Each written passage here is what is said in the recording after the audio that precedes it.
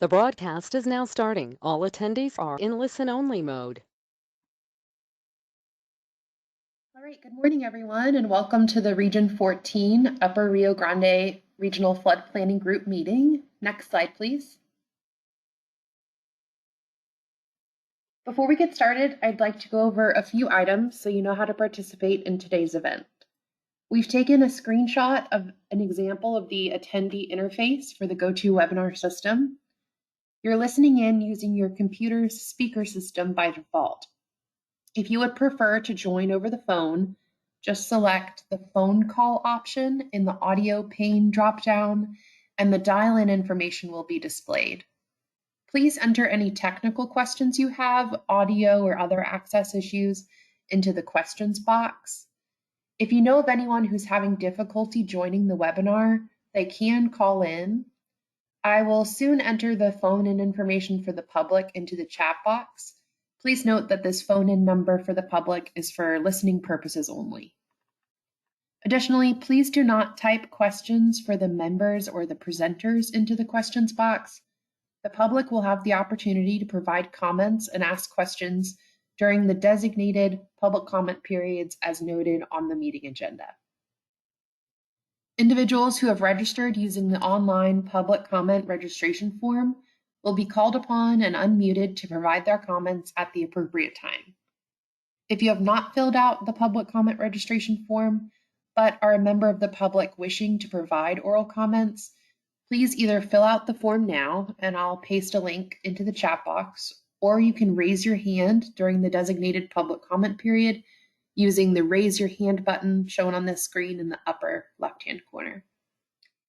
Please note that public comments will be limited to 3 minutes per speaker. Thank you.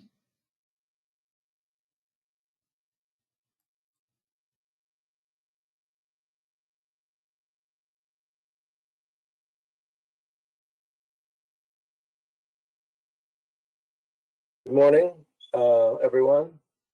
This is Matt Nelson with the Texas Water Development Board, and before we call the meeting to order, I'm going to do a roll call for attendance for voting members to make sure we have a quorum. So if you could just go ahead and unmute yourselves, and I'll just run down quickly and just give the affirmative if you're here. Jay Ornelas. Gilberto Saldana Jr. Here. Jessica Christensen. Here. Jeff Bennett. Here. Sal Masood. Javier Acosta. Here. David Hall. Here. Renee Rodriguez. Omar Martinez. Here.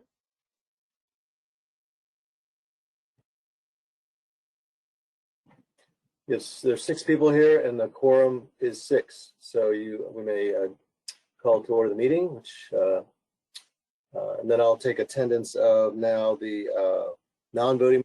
I'll just same thing for non-voting members. I'm going to run down. Just go ahead and unmute yourselves, and I'll call your name and just give me the affirmative if you're here. James Weaver. Here. Tim Frere. Here. Larissa Place. Here. Ben Wild. Here. Sarah Douglas. Here. Richard Bagans. Here. Anita Keese.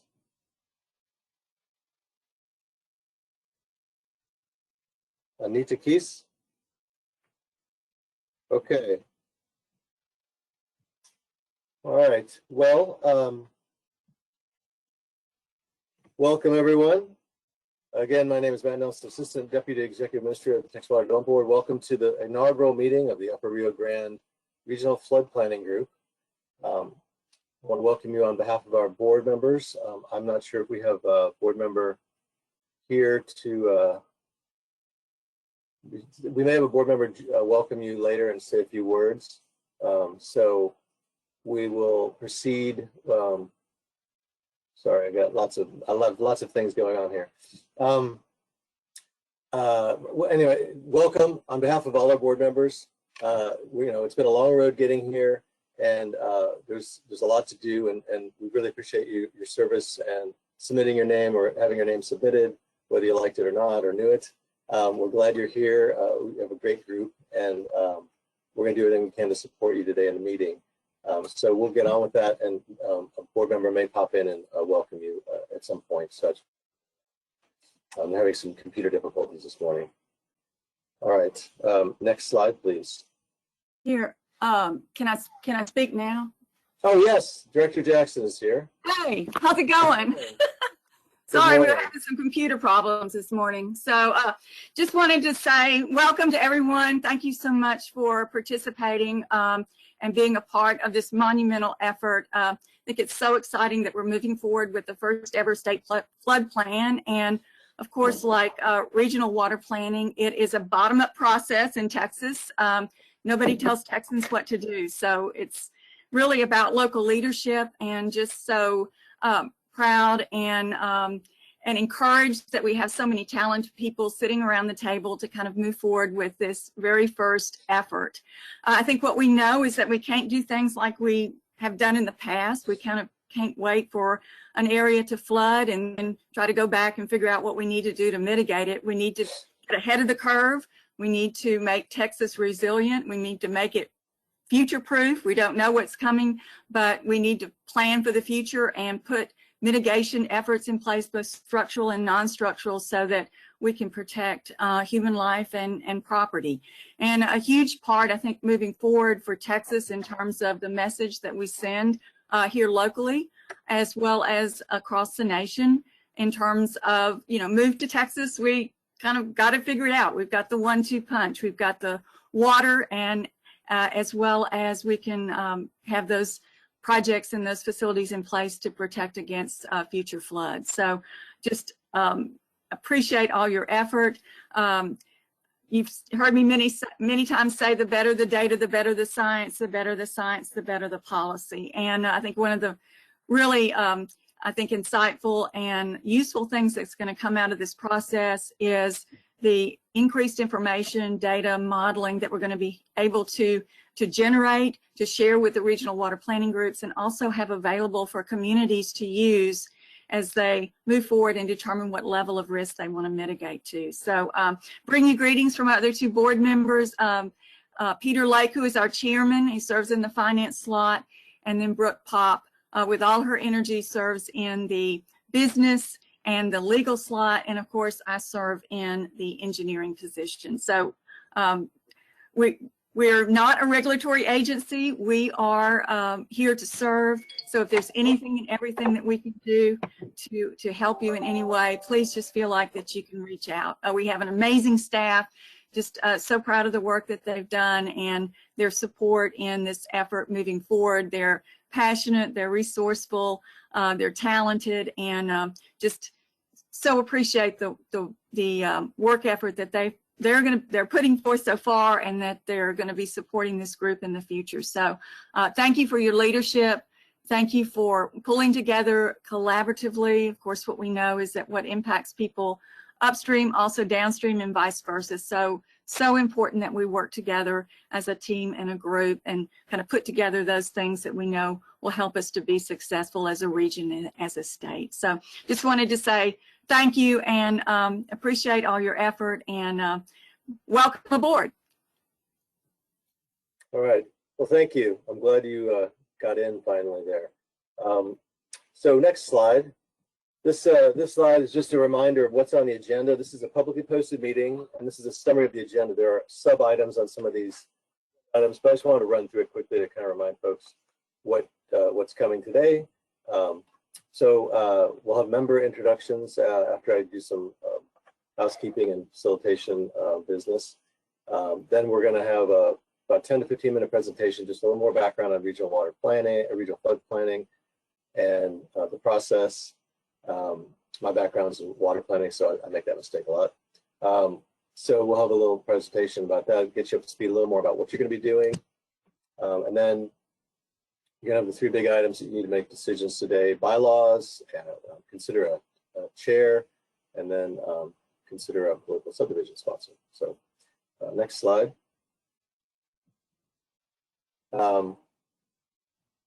These are after that, then you have a full agenda. We want to make sure you have enough to keep you busy and get as much done as you could at the first meeting. There's some notice requirements you have to consider. You don't have to take action on number 8 there.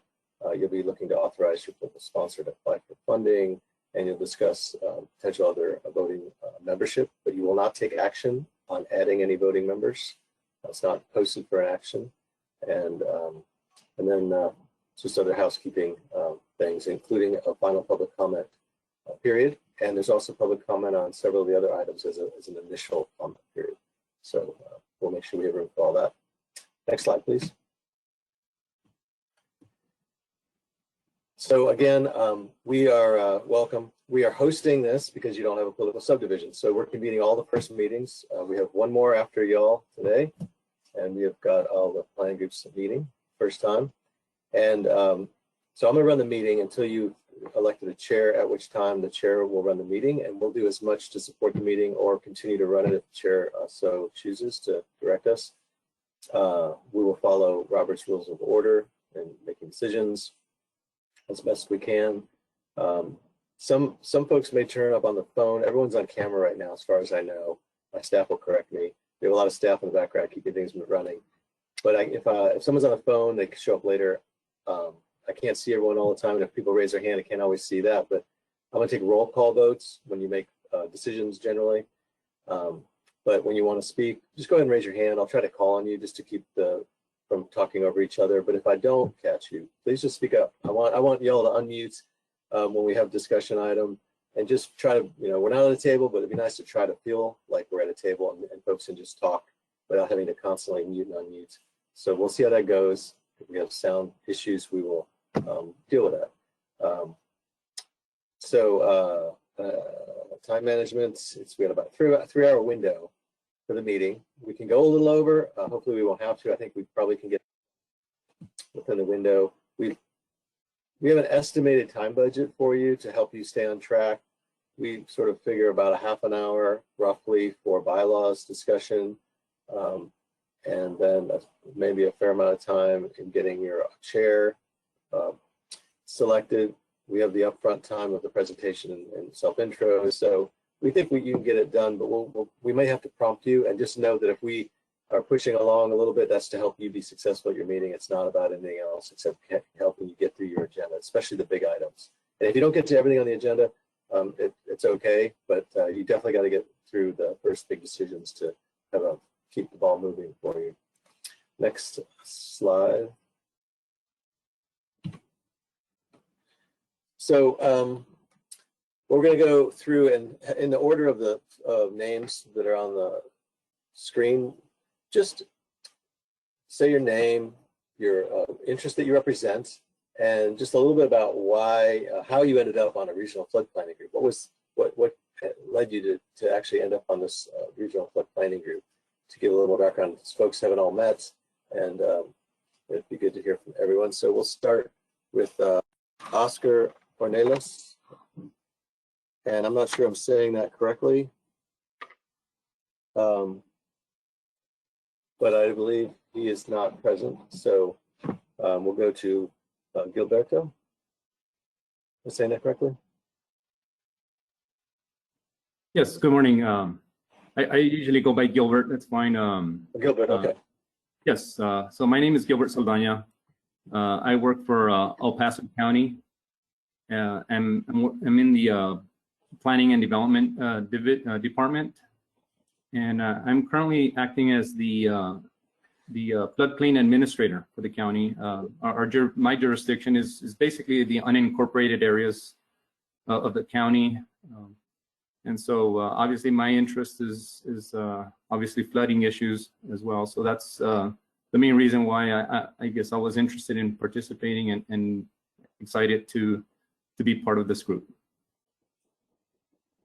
Well, thank you and welcome. Jessica Christensen. Yeah, good morning, everyone. My name is Jessica Christensen. I am the Director of Environmental and Sustainability at El Paso Electric. I came to this group kind of by way of being part of the water planning group, the Far West Texas group. And I'm particularly excited about it. I've been in El Paso for about 7 years, but I've spent the previous part of my career in environmental consulting and spent a number of years in Florida doing a lot of specific flood planning work. So kind of a different ecosystem, different atmosphere here for flood planning than South Florida, but excited to be back and having those types of conversations again. Great, thank you. Jeff Bennett. Good morning, everyone.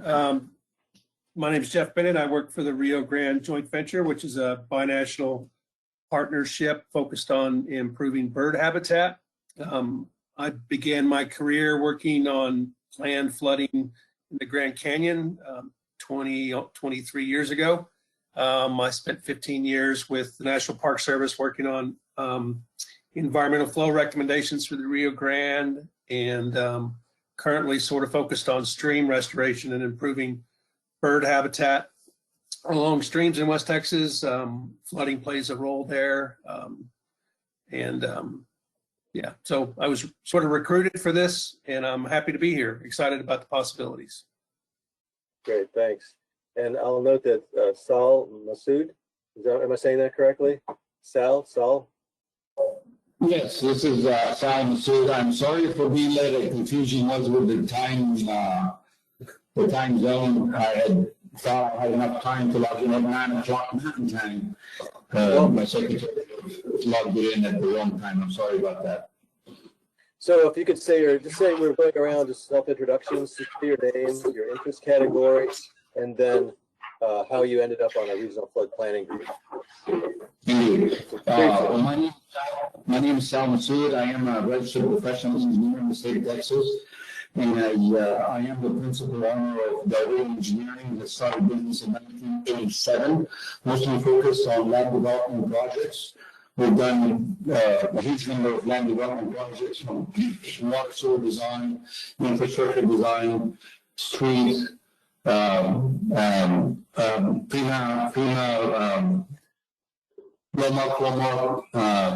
mitigation, and I've worked closely with the El Paso Association of Builders for about 20 years. I've been on the board of directors. I am the upcoming president for 2021 for the El Paso Association of Builders. Back in 2008 and 9, when FEMA was about to issue the floodplain maps for the city of El Paso or county of El Paso, and these maps have had quite a bit of areas in the floodplain. I've taken it upon myself to join the Citizens Forum Advisory Board at the IBWC, and served on it for almost 10 years, and quit 2 years ago, but I'm back on it again. You know, I'm very interested in the floodplain areas and the effect that it has on our community and the other farming communities as well. Sal, So that's where I am. thank you. I think I'm not the only one. The sound for you is very hard to hear, I think, for folks.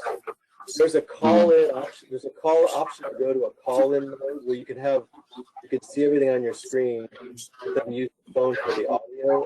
I think that might help everyone understand you better. Do you want to try the phone option? My staff won't work with you. Okay. And if you could mute your computer now, because I think you're having some feedback. Thank you, Sal. Sorry about that. I will try to call in. Okay. If you could mute then. Okay. So Javier Acosta. Good morning, everyone. Javier Acosta. I'm the floodplain administrator for the city of El Paso and the engineering division manager for the land development group. So we kind of oversee the interior parts of the city. I started my career in Las Vegas, Nevada, actually, and ended up moving back down to my hometown of El Paso. Most of my work was in the private sector, and I moved to the public sector about 3 years ago. I was nominated by the El Paso Water Utilities to be part of this group. I was not aware of the group actually when it was first started.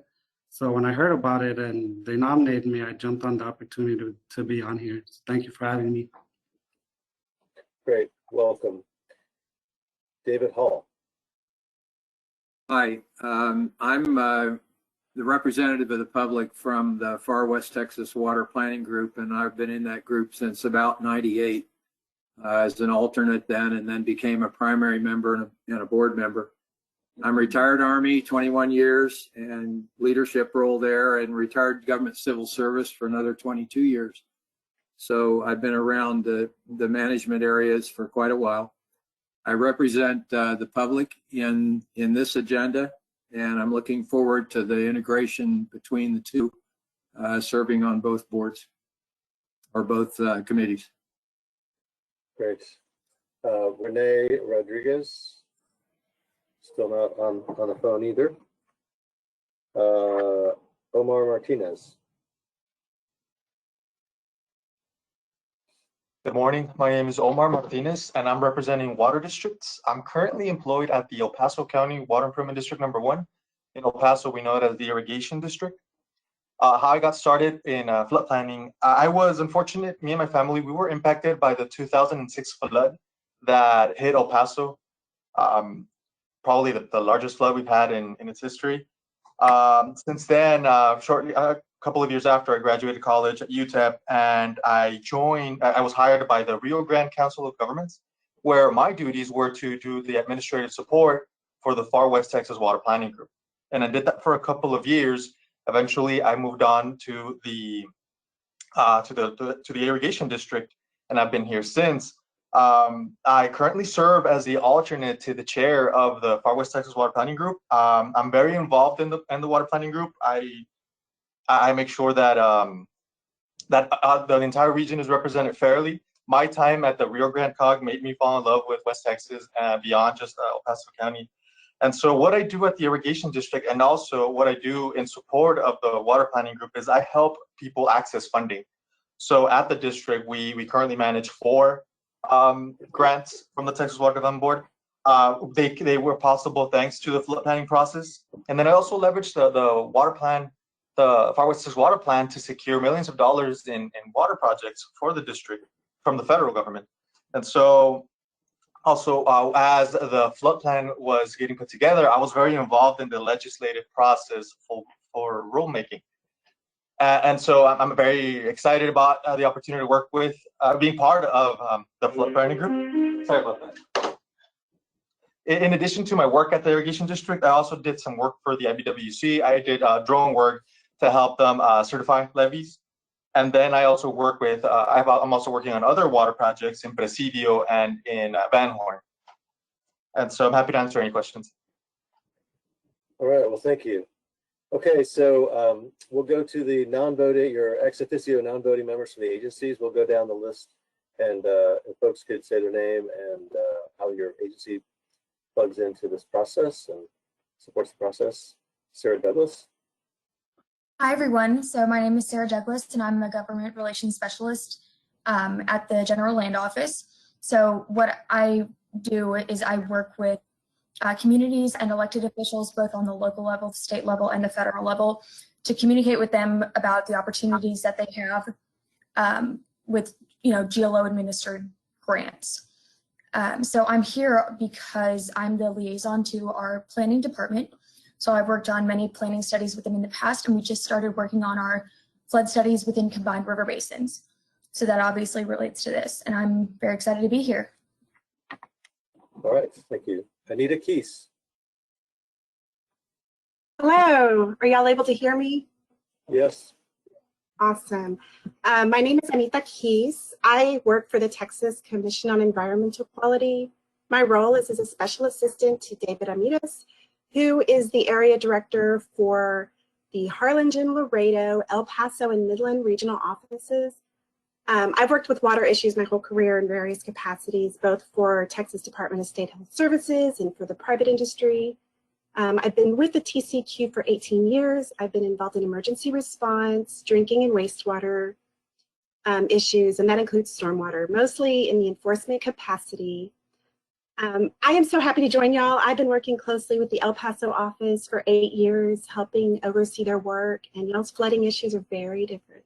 So it's good to join y'all today. All right, thank you. Larissa Place. Good morning, everyone. I am with Texas Department of Agriculture. I'm a field representative and I cover basically all of West Texas. I live in Fisher County and head all the way over to El Paso and down to Val Verde and back up. I am part of the regional water meeting, so some of y'all are familiar. And basically with TDA, we're a great resource for grant information. I'm sure a lot of you are familiar with our CDBG grants that we help with water lines and things of that nature. So very excited to be here with y'all. Thank you very much. Thank you. Tim Frere. I'm saying that correctly? Hi, good morning. As you said, Tim Frere with the Texas Division of Emergency Management. I am one of the local hazard mitigation planners. So my purpose is I assist all of the counties, local jurisdictions in writing and getting their hazard mitigation plans approved. I also am heavily involved with the High Hazard Potential Dam program. Thank you. James Weaver. Yeah, my name is James Weaver. I work with Texas Parks and Wildlife Department. So my background coming into this is a little different than y'all's. I don't have a lot of experience with floodplain and stuff, but I'm a senior wildlife biologist, technical guidance wildlife biologist for Parks and Wildlife, and I cover all of District 1, which is Midland to El Paso down to Otero County and all along the rivers. So I kind of got put into this group just from my background in wildlife and that sort of deal. But we also work closely with tons of landowners and have a lot of relationships throughout. But like I say, I'm kind of our senior biologist for the district, and so I kind of cover that whole area. Anyway, glad to be here. Hope I can help. Thank you.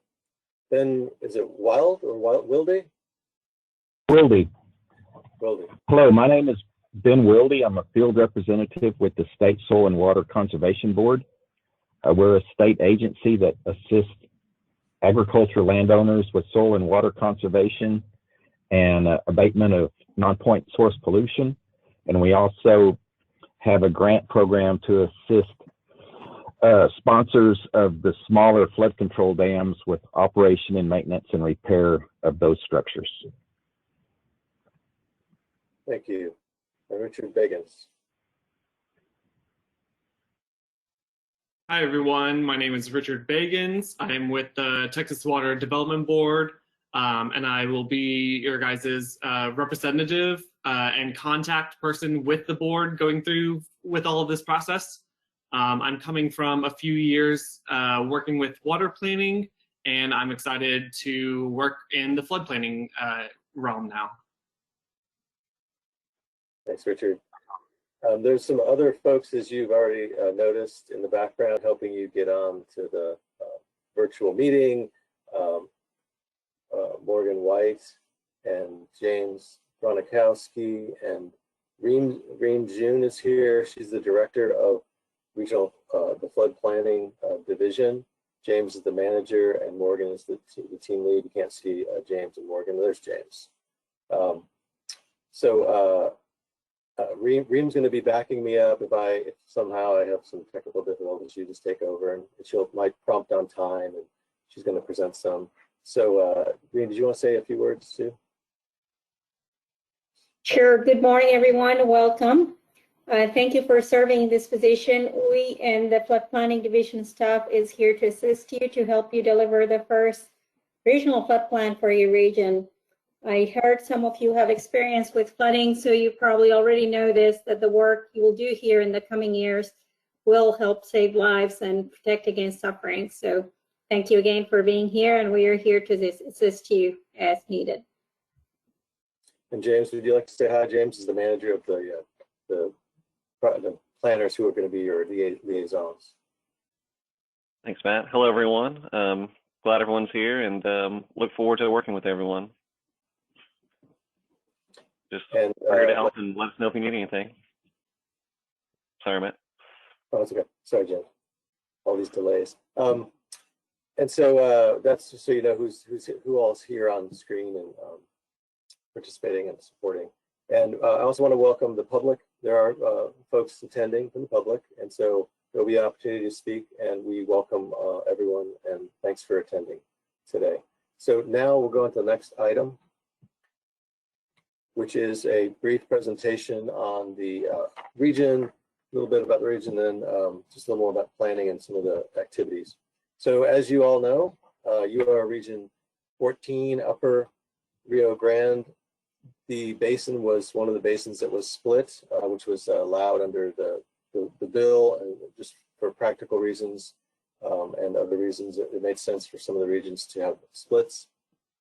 Those with splits have a liaison that's going to work with the upstream and downstream basins. So each group will have somebody that can liaise with the other region, because you obviously are on the same watershed. Next slide. This is a little bit of a few statistics on the region. You have 12 full counties. You have several split counties. You have over 1 million folks in this region. Land area is 43,000 square miles. There's a lot of stream miles, 25,000. And you've had about a little over 5 million in NFIP claims since 1975. So that's just a little kind of infographic. Next slide, please. This is just high-level reminder. We're facilitating this meeting and basically acting as your political subdivision. We did the notice on your behalf. This will be transferred to your political subdivision when they take over. When you select somebody and they take over, they'll do this on your behalf next time. It's mostly an organizational agenda, really. It's just to get up and running and governing yourselves. Like I said, a 3-hour window, and we'll follow Robert's rules and get some big decisions. Next slide. And I'll just say one more time, you've heard this already. Bylaws, you have to have 2/3 vote of present voting members to pass your bylaws. And then you'll be considering the election of a chair or interim chair, and then choosing political subdivision today. Those are the big items. Next slide, please. This slide is just to explain a little bit about what is in the model bylaws that we provided. We provided model bylaws so that you'd have some starting point, and just wanted to explain what is in there already as far as the officers. So there's a chair, there's a vice chair, there's a secretary, and then there's an executive committee outlined in the bylaws, the model bylaws.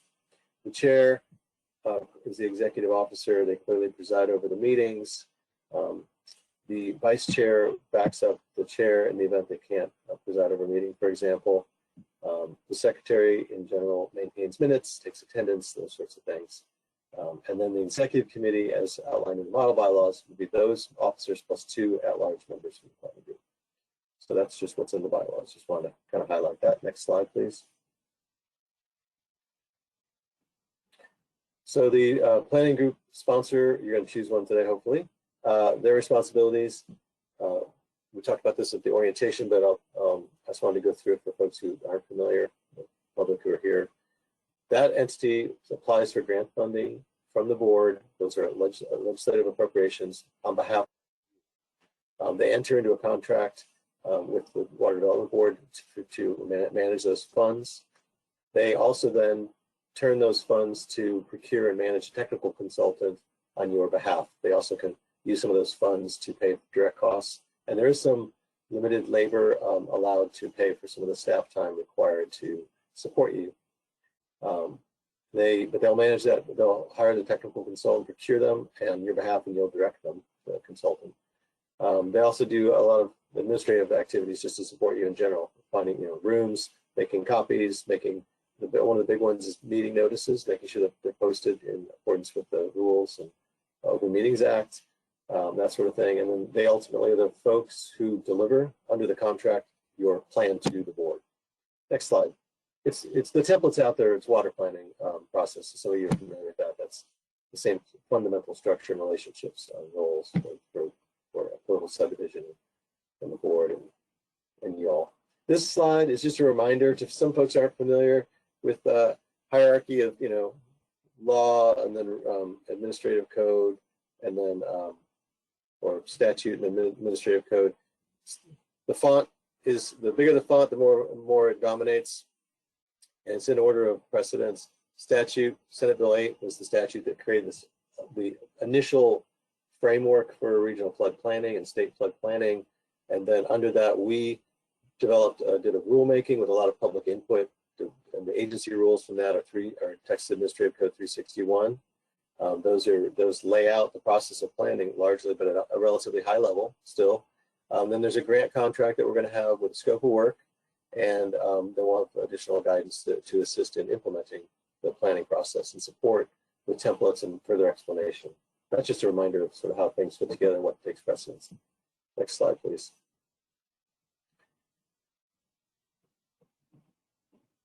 Back one slide. Okay, and then Reem, could you, Reem's going to present a couple slides about some of the process of actually developing your flood plan. Reem? Sure, thank you, Matt. So I'm going to go over some of the technical components that's going to be included in the regional flood plan. The first one you see here is identify specific flood risk. That should include all of the known flood risk in your region. They should be areas with existing FEMA maps, areas with better available maps. Sometimes there are regulatory authorities who have maps available which are more updated than the FEMA maps. So that should be identified. They should identify all the maps based on the dates or the dates associated all of those maps. They should also identify the areas of historic flooding. For example, if you hold a public meeting and if you learn from that public meeting that someone flooded in November of 2018 or 2006, that information should be included, identified as flood-prone area with the backup information of when the public meeting was held and when the information was received and what type of flood risk it was. One of the other big piece of flooding that we are being more aware of in recent year is localized flooding and urban flooding. They often do not have regulatory mapping. They often do not have H&H modeling associated with it. These areas should be identified as flood-prone areas. We recognize that the time frame is short and there will not be time to do the H&H modeling associated with it, but they should be identified, the type of flooding, and how that information was acquired. So that's the identification of flood risk, a comprehensive list of flood risk or flood-prone areas in your region. Once that's done, a gap analysis will be done. So these are areas with no map. This could be stream segments that doesn't have any H&H model or mapping associated with it. This could also be those flood-prone areas that I just mentioned that's identified by people from public meeting with information of historic flooding. So this would be gap analysis of areas with no map. So next there is the existing condition flood risk analysis and the future condition flood risk analysis. The existing condition flood risk analysis is a 3-step process. It includes the flood hazard analysis, flood exposure analysis, and vulnerability analysis. The hazard analysis determines the location, magnitude, and frequency of flooding. In other words, where is this hazard located, how large the flood risk might be, and how frequently, how often it might occur. Once we know where the risk is located, the next step is to do a flood exposure analysis. This should identify who and what might be harmed within your region during a flood event. They should identify every single building footprint, both residential and commercial in your region that are located in flood risk areas. It should identify every low water crossing, water treatment plant, wastewater treatment plant, other critical infrastructures, anything that might be at risk of flooding within your region in existing condition. The last piece is the vulnerability analysis, which is really an extension of what was done in flood exposure. In the vulnerability analysis, it has 2 pieces. One is identification of critical facilities. We hope there is none, but if there is a school, hospital, police station, fire station, any kind of water treatment plant, those are located in flood risk area. The flood plan should include that. The flood plan should identify that. The other piece is resilience. The resilience is the ability of a community to bounce back after a disaster occurs. So every entity that was identified during the flood exposure analysis that are located in flood hazard area should have that component computed, quantified.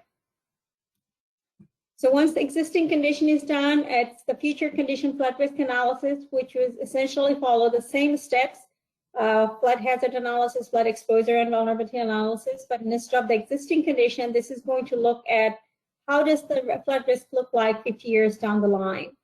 And I know sometimes we don't have that information available, but this will utilize the information that's already available or some simplified assumption to get to what the flood risk might be like in the future, and then do a exposure analysis and vulnerability analysis associated with that too. Next slide, please. So this next bullet point, set flood risk management goals. You will hear us saying many times that the flood planning regions are self-governing. You set your own flood risk management goals.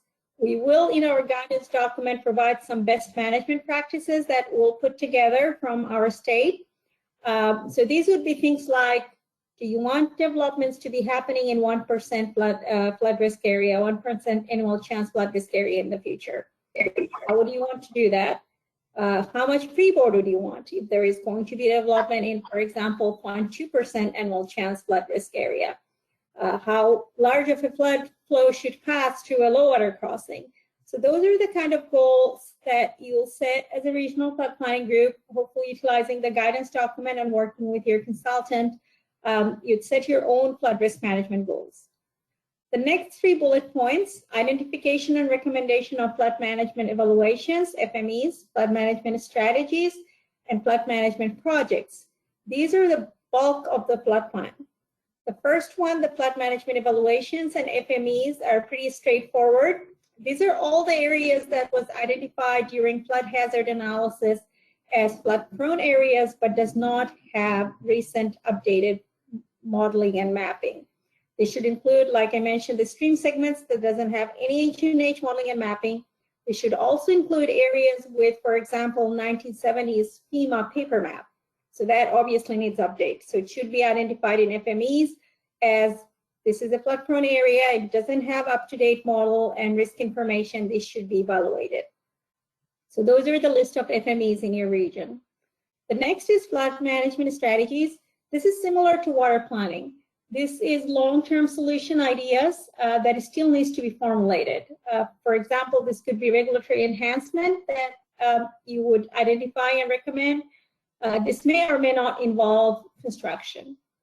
And the last of those 3 bullet points, the flood mitigation project, will be bulk of this, or a pretty big piece of the flood regional flood plan.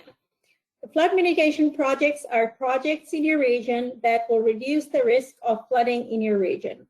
They would include both structural and non-structural flood risk reduction projects. They should be permittable, constructible, and implementable. Permittable and constructible are pretty self-explanatory. The implementable piece is what touches the pieces of, is it acceptable to your community? I mentioned this before, I'm an engineer by profession as well, and as engineers, we are great at coming up with brilliant solutions for problems. But is it good for the community? Is it acceptable to the community? Do we have communities buy-in? So the implementable piece would touch on that, to at least look into that, is this acceptable to the community? So that's the piece of flood mitigation projects. And then lastly, but not least, this regional flood plan will focus on 2 things. It will focus on reducing existing flood risk to life and property. Again, pretty self-explanatory, everything that we have identified and we know is currently at risk of flooding. This would look at project solutions to reduce those risks. The other piece is just as important, which is floodplain management in general to avoid increasing flood risk in the future by keeping future population out of the way of flood flows. So making sure we're not creating future flood risk. So that's an important component of planning. So that's all I have on the technical components of regional flood plan. Of course, there are other pieces, but these are some of the key components of that's expected to be in the regional flood plan, and each group will work towards generating a regional flood plan that will include these components. I'll pass it back to Matt now. Thank you. I'm just going to pause real quick during this presentation. I just wanted to acknowledge that Renee Rodriguez, I'll mark as present at the meeting. Welcome. And I also wanted to ask if folks, if you could leave your camera video on so I can see if folks are still here. I know they're on the line. And what you can do is you can hover over your image and put hit pause, the little, looks like an equal sign that's vertical. You can just pause, and then that way, I'm not asking you to pause now, but if you're not on screen, if you can just go on screen and then just pause it, and I can just see that you're here so that when it's time to talk, you can turn your cameras back on. I think it's just helpful to the group and me to see people, especially if you want to raise your hand, things like that when we get to discussion. Okay, thank you all. Next slide, please. Okay, so what are we going to do to help you? Under the bill, we are responsible for providing technical and financial support to this process, similar to water planning. We will have a non-voting member, like the ex officios, except your non-voting TWDB member is also managing the contract and going to support you in understanding some of the requirements and trying to help you through some of the discussions where things are not clear maybe and that you need a little more guidance. They're going to be there sort of a guide at times. We will again provide the appropriations. There's less than 20 million to allocate to the regions. We will provide guidance documents, and we're going to do things like organize conference calls with the chairs and anything else that we think is going to help you and that will help communicate and share ideas and learn along the way. We're going to support political subdivisions. We already do that for regional water planning. We have best management practices that would also apply to regional flood planning. So we're going to share those, all the things that political subdivisions have learned about supporting groups like this, we can give to your political subdivision. And anything else that you need, if you have any sort of training, you think, okay, this is something we really need to hear as a group, or you need to hear as a member, let us know, let Richard know, and then we will see if we have presentation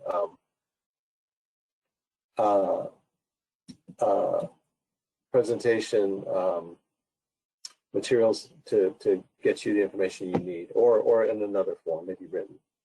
Next slide.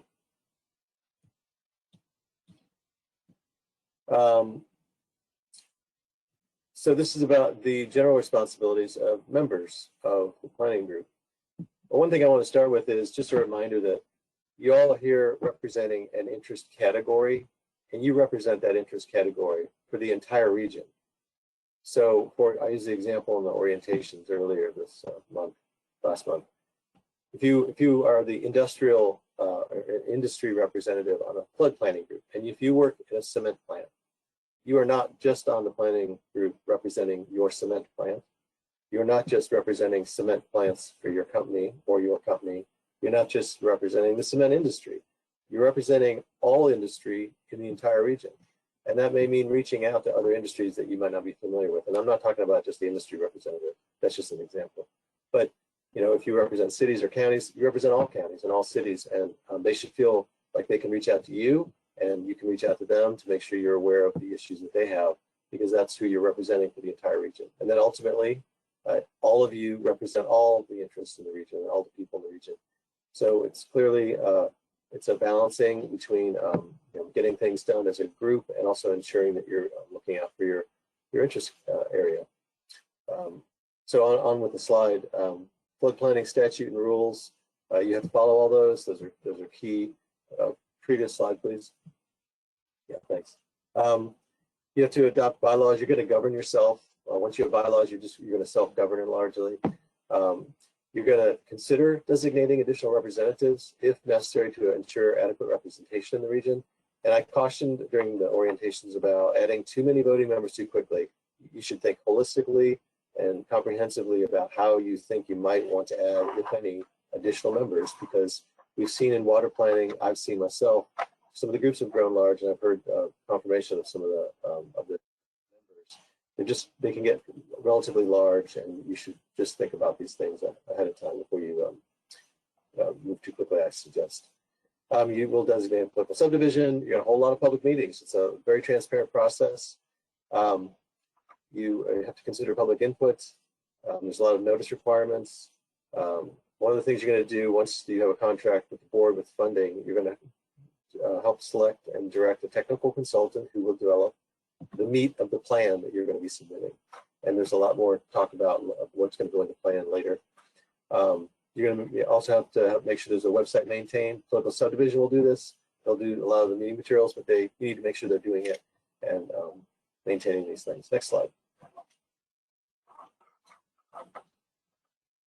This is just a very high level summary of, you all make decisions as a group. You're gonna have to make a lot of decisions. And so you want to stay engaged so that you know what the decisions are, so you can make them and not delay when it's time. There's a lot of collaboration that's gonna be required. I mean, clearly it's, we want to bring as many folks that's in and hear from as many folks as you can. It's very transparent.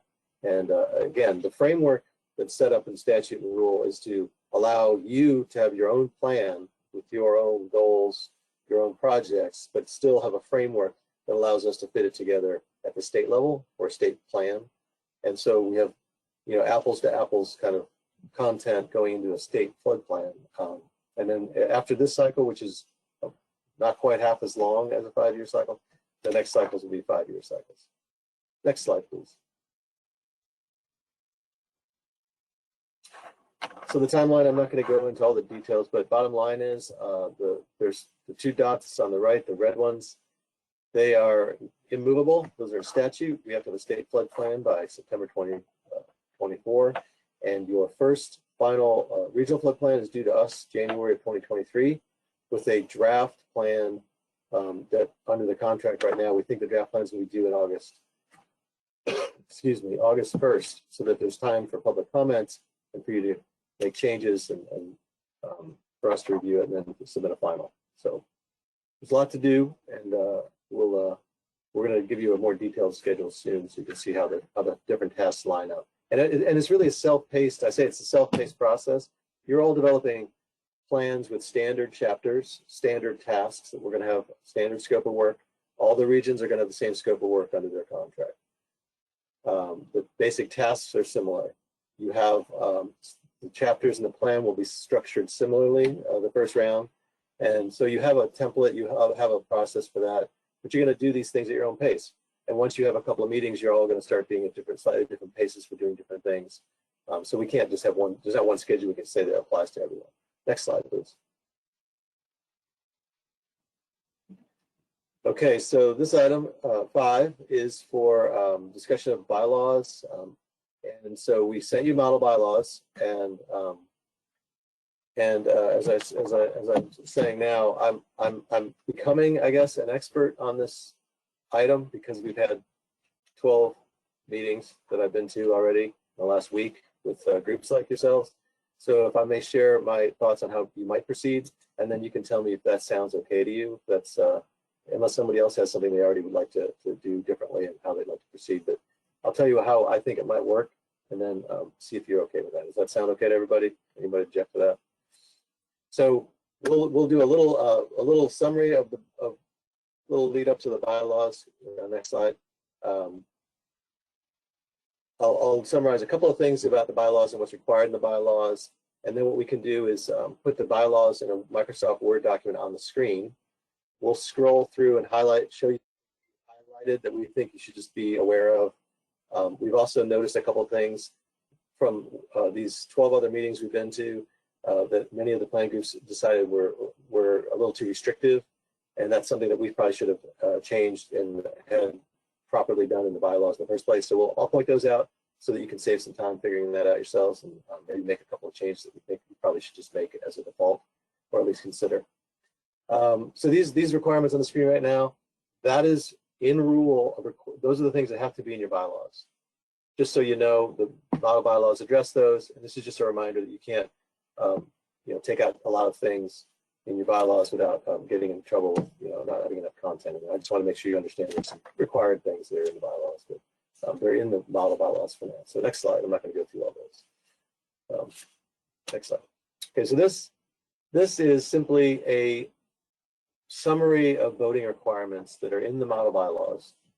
This is to give you a sense of what is in the model bylaws as far as what's required to make decisions, voting. So, for example, the right-hand column is if there's a blue box or it's a filled box with a check, that corresponds to each row as an item of decision making. And so if there's a blue box and a check, that means that is the vote that's required. And if you look, the right-hand column has the most blue boxes with checks, and that is just a simple majority of voting members present. So most of the bylaw decisions or decisions you would make in accordance with the bylaws, if you went with the model bylaws, for example, would be just majority present. There are a couple things that are in rule that we include in the bylaws just so you don't forget them, because they're in rule, but we thought, well, if you put it in bylaws, you won't forget to make sure you meet these requirements. You have to have 2/3 voting members present to pass your bylaws. And then if you are going to add a voting position, that means like a chair at the table, not the individual, but the chair at the table. There's going to be another voting position. You have to have 2/3 of all members, whether they're present or not, in favor of that. So you obviously have to be present to do that, but point being, it's all members to make that addition to your group. So that's just a summary of voting, just for your reference. It's online if you want to bring it up and look at it some more. Next slide, or next slide. We'll go into the model bylaws, and we can go article by article and then see if anyone has something they'd like to talk about, something you'd like to change. It's all for discussion. These are not your bylaws. These are model bylaws. You will make your decision about what you want in your bylaws, and we'll go article. Go ahead and go to the Microsoft. Yeah, thanks. We'll go article by, if it's okay with you all, we'll go article by article. I'll show you the things we think you should highlight, you should be aware of. You can bring up things you have questions about, or if you want to change something, unless you have another way you'd like to go about it. Does that sound acceptable to the group for now? Any objections to that, proceeding that way? Okay. So the first thing I want to point out is that the word model is placeholder. It's like saying template. Basically, you would have all the places that says model will if you were to adopt these, or it would be replaced with your region name. So that would be throughout the document. There's a lot of places it says model, but it would actually be swapped for your name. There's also a place where a political subdivision name would go. So if you choose this political subdivision, that political subdivision name will go to that section. Okay, so that's what it would look like if you. Okay, so can we proceed to the next highlight, please?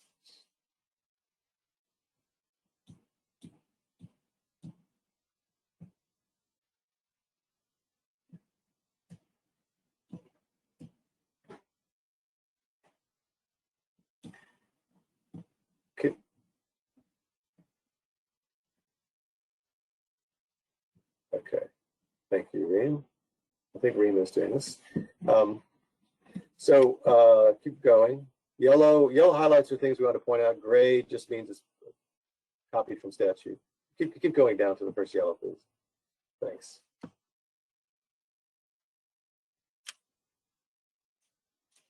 Okay, so there's that's the table of contents. We'll just kind of go article by article, and pause. I'll pause anytime you want to talk about anything. If anyone has anything they want to change, if you know something already, we can talk about that.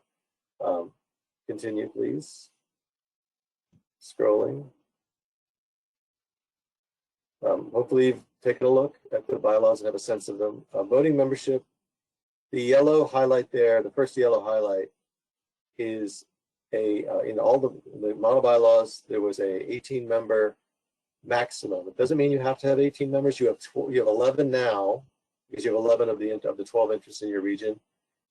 But this would just say you would not go beyond 18 members if you were to add additional members.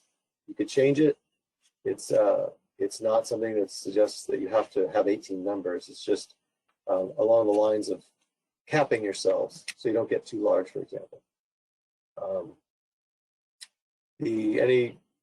Just let me know if you raise your hand if you want to discuss anything or have questions about why something is the way it is, or if you have some other ideas, or Omar. Yes. Hi, having come from an administrative background for the water planning process, there was a point where we exceeded, I think, 24 members in the Far West Texas Water Planning Group, and getting meetings together, meeting quorums, and then reimbursing for travel expenses. It was just a very costly and difficult process to, that amount of membership. However, I will say that in the water planning process, the region and the El Paso County are very adequately represented. So there's pros and cons. I think we can certainly we can adequately represent both the region and El Paso County as the biggest population center with 18 members though. I think it's a balancing, because you're trying to get coverage of all interests, and some regions emphasize geography in certain ways that are important to them, and so that gives you some flexibility, but kind of keeps a limit. So and that's good to hear. And there's regional water planning groups that have almost 30 members, which is I don't think is advisable necessarily. In terms of office, they end. There's a trigger on 6 months, basically July 10th, 2023. That's 6 months after that date was picked, for 6 months after your first flood plan being delivered. That means you wouldn't change membership immediately after you submitted a plan in case it was some follow-up, for example. It just gives a little time before you start changing your membership. And then it has the 2 and 5 years, or just a stagger membership, so you don't have complete turnover. That's pretty typical for changing membership. There's also no limit in the bylaws for the number of terms. There's no term limit, but it's not an automatic renewal. Vote to retain members, so it's not like it just automatically renews, but it doesn't have a limit in the model bylaws. Can you continue? These are just a few things we thought you can talk about anything you like. Keep going, unless I hear something else or have questions. I'll just go to the next highlight. And I'll also point out a couple things I think we should have had in the original bylaws that we suggest you change, because it's been clear that other regions that all changed it for good reason.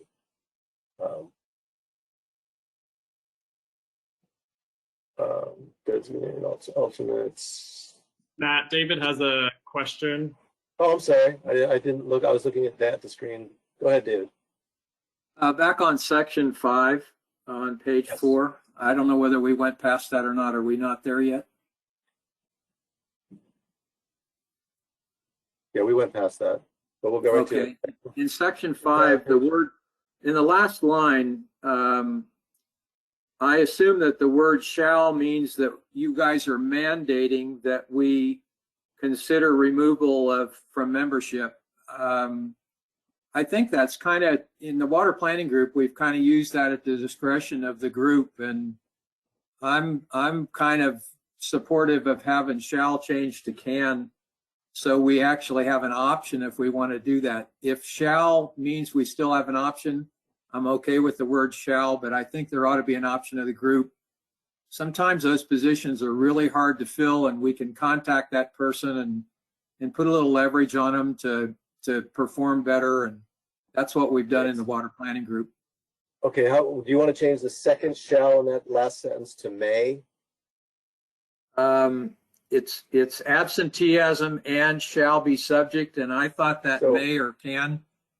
So does may work for that, do you think? Yeah, that's my thought, and I don't know if everybody agrees with that or not, but that's just my thought. So, okay, Reem, if you could type may there so everyone could see what that proposed idea is. So more discussion, thoughts on giving a little bit of flexibility to the group to not have a shall there, so that it's at your discretion. So, I think it's a point. Okay, I see some agreement. Did anyone object to that change? I don't hear any objection. Anyone object to that? And I should have pointed out, you can revisit your bylaws anytime. So, you know, if you do go back and you find something you want to talk about, you can always put that on your agenda and talk about that in the future. That's an ongoing option to you all. Okay, so we'll leave the shall change to may there. Thank you. And we'll try not to jump over anything else. If you have something else you'd like to change, let us know. And we'll keep scrolling down.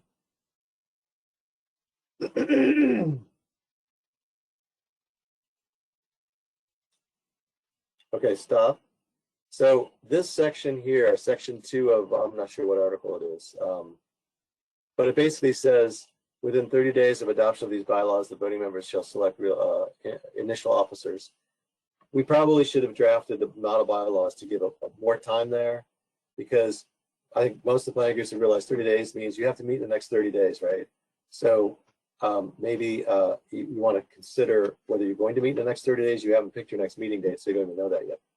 That's later in the agenda. But if you want to make that longer, then you just have more flexibility. Or if you could, some regions said by the next, no later than the next regional flood planning group meeting, they'll choose their officers. And that way you have one more meeting to do that. What's the pleasure of the group? What do you think? 30 days is tight, is the point. Yeah, I think we ought to go with what you just suggested, is by selecting the officers by the next meeting. Okay. So that way, no later than the next meeting. That way, today you're choosing your chair. I'll clarify. You're choosing your chair today, so you still have the other officers that you would have to select within whatever this says.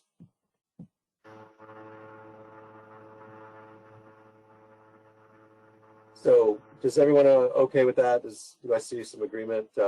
Any objections to that change, to give yourselves a little flexibility just to get it done? Okay, good.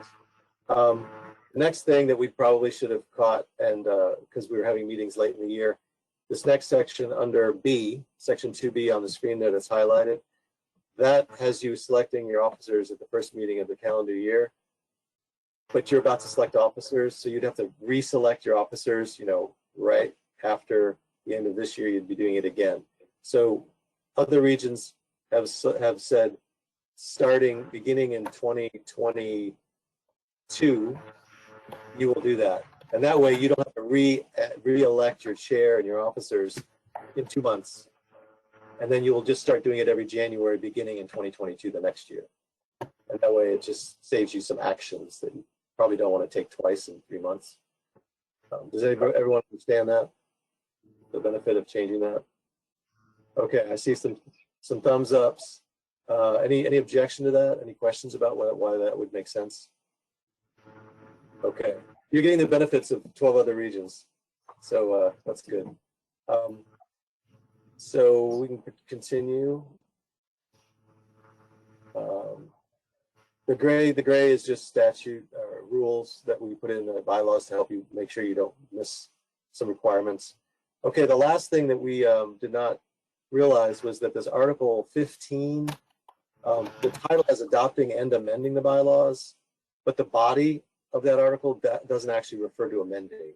So that just the change that Reem just shows you, adding and or amend, makes the body of the text consistent with the header, so that obviously if you're adopting your bylaws by 2/3, you amend them by 2/3 too, to be consistent with the header. Does that make sense? Any questions about that? I see a hand, Omar. I do have a question about the 2/3 requirement to adopt the bylaws.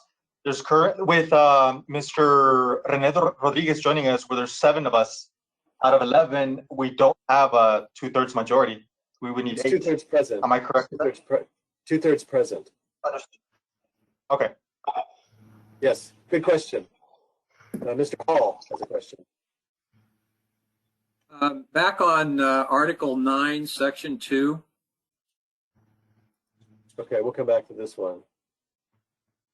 Article 9, Section 2. Okay. It's the regular meetings paragraph. Okay, we'll get there here. There you go. Can you see that? Do we need to zoom in more, or can you see that? I can see it okay. Okay. Plus, I'm reading what I printed out anyway. Oh, okay. We basically had meetings in the water planning group when we needed to have meetings. And I'm not sure that mandating a regular meeting every quarter as a minimum is appropriate, because we may not need to have a meeting every quarter as we progress with the process.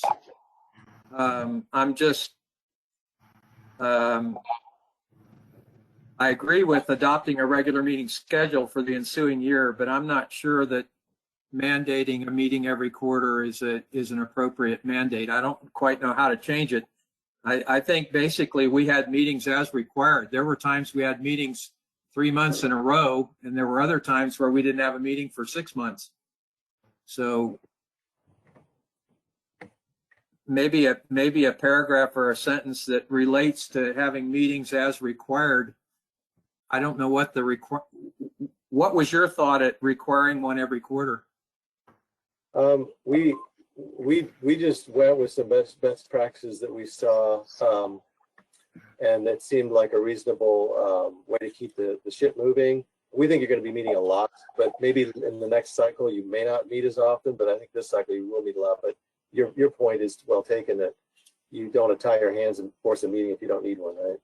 So, what do you have a proposed? Do you want to say something approximately each quarter, as needed, or more frequently? I don't know.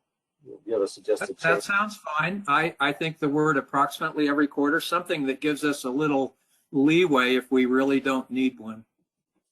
So can you insert the word approximately each quarter, Reem, and see what folks think of that? We can get some reaction from any other discussion from folks, other thoughts about that, ways to address that. Hey Matt, this is Gilbert. I was wondering if that issue came up with any of the other regions. No, but I mean, they won't realize it later. They didn't really discuss it, frankly. Everyone has their own things that they look at. So no one really discussed it, but I think it might apply to others as well. Reem? So just a point to note that the rules require that you meet at least annually. So although this says approximately in each quarter, you'd be held to the rules. That's strange. Yeah, and you don't have to put the rule in here, but just know that you have to meet at least annually by rule, but you don't have to put it in your bylaws. I'm sure you'll meet that much. But is everyone, what do you think of the held approximately in each quarter? Does that seem like it gives you enough flexibility, but any objection to that change? Will that work for now? Sounds like it'll work for now. No objection. Let's move back to the change at the end that we had. I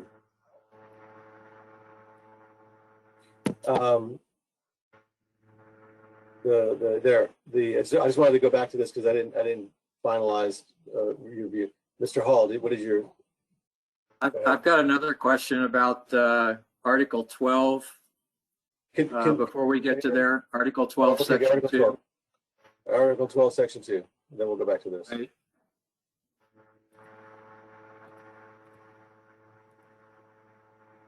The last paragraph, the last sentence in that highlighted paragraph where it says any subgroup formed to address issues related to specific geographic areas smaller than the full FPR must include one voting member representing each of the interest categories. Basically, that requires us to have the same group as in the full group. So since we have to have one voting member, we found in the water planning group that if the entire group agreed that a small group could address a specific subject issue and then present it to the entire group, we didn't have to have representation of a voting member from each of the areas as they did their basic investigation before it was presented to the entire group, which would obviously have all the voting members present, or however many showed up. So I'm playing. Go ahead. I can play. I see your point, and I'm glad people are reading these. This came up on another group, and This is from rule, and it is part of direction we got from the legislature that this is not about what you were talking about. You can do. You can choose a topic that's a topic, but not a geography. And if the topic applies to the region as a whole, you can have a subcommittee or a committee do that exactly as you discussed and do in other places. This is specifically, it was a concern at the legislature that they didn't want regions being subdivided without full representation in geographic subdivisions and not having full representation. So you're right, you read that correctly. That was not a test to see figure that out. It is that way. It does seem a little awkward, right? So thank you for pointing that out. But that is basically so that if you decide we're going to meet have a special committee about a geographic region, it guarantees representation. So by default, you're probably not going to do that, or unless your group's larger. But that's up to you how you handle it. But that's a requirement. So I don't think it ties your hands as far as a committee on a topic that applies to the entire region. All right, thank you. You're welcome. Anything else you have that you would like to go to first? No, I think that's the last thing to interrupt. No, it's not. This is not interrupting. I'm interrupting more than you all. These are your bylaws you're considering. So take your time. If you have any questions about anything, I don't want to overlook any discussion. If you would like to talk about something, or if something's not clear, we can explain it. Okay, so we'll hop down to that last thing. In the meantime, you all can think about anything else you'd like to talk about. I'd like to just wrap up, make sure you're comfortable with this change that we talked about. So that change again is just to make the language under Article 15 consistent with the header of Article 15 and consistent with the fact that you adopt your bylaws by 2/3, that you would amend them by 2/3. Does everyone understand? Is any discussion, questions? Is everyone okay with that? Any objections to that? Okay. That was changed in several regions. We're going to quite a few. Okay, so that is the highlights that we pointed out. Is there anything else you're wondering about? I will point out this allows for alternates at your meetings, so you can designate alternates. That's been a point of discussion. I just wanted to highlight that does allow for it. It allows for 2 alternates in a calendar year. And on that topic, as some of you know well, you're involved, you don't want to have too many alternates anyway. Too many alternates dilutes the information and makes it hard to make decisions. You want your alternate to be up to speed and able to help make decisions if they're sitting in for you. So that's my 2 cents on that. Anything else you'd like to talk about with the bylaws? Any questions? Matt, let me ask one more question. This thing has to be validated by the signature of the secretary. We do not yet have a secretary identified. So does that secretary sign this document on the date that they are identified? That sounds like a perfect plan to me. Okay, all right. I just wonder. Obviously, they can't sign it today. Right, and I think they should just sign it in knowing what today's discussion was and make sure that we didn't do something incorrectly based on this meeting. But we're tracking the changes. We'll keep the track changes and send it out so that you can see all that if you adopt these bylaws. Okay, so any other questions? Good point though. Thank you. Questions, discussion, concerns? Okay, so if someone would like to make a motion, if you're interested in proceeding. Omar? I'd like to make a motion to approve the bylaws as amended. Second, please, Dave Hall. Second. Okay, so Omar made the motion and David Hall, I believe, did it. And any discussion on that motion? I'm getting a lot of messages. Sorry, we have a lot going on here. With that, I'm going to do roll call votes on things like this because it's hard for me to see and hear everybody. So it's just easier just to do one way to go about it, not look at hands. So I'm going to do the quick roll call, close discussion, and I'll take a vote. So those in favor of adopting the bylaws as amended, go ahead and unmute yourselves, and I'll just run down the list, starting with Jay Cornelis, Still not present. Gilbert? Yes, in favor. Jessica Christensen? In favor. Jeff Bennett? In favor. Sal Masood? In favor. Javier Acosta? In favor? David Hall? Aye. Renee Rodriguez?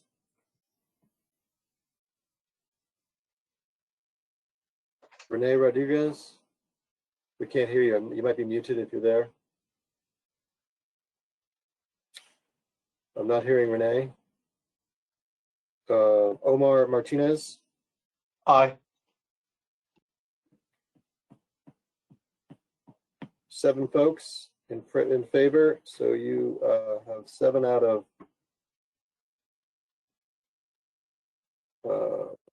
I believe 8 are present, although I don't hear Renee. I don't see Renee.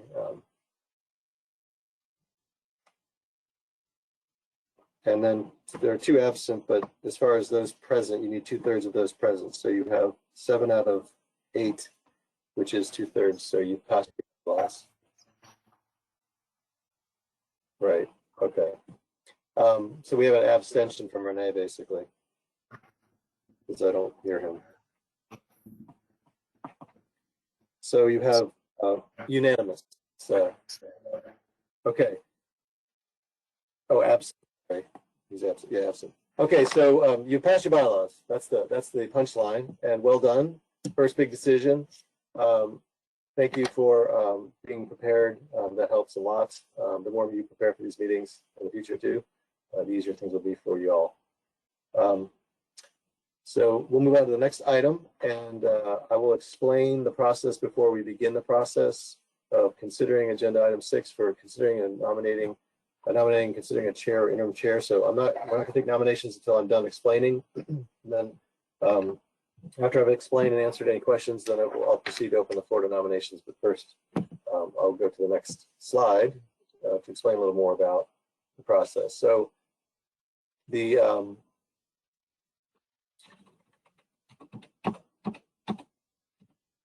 okay, so I'm going to, when it's time, I will open the floor for nominations. So unmute yourself and you can raise your hand. I will call on you. If you want to open the floor for nominations, I will call on you, provide your nomination.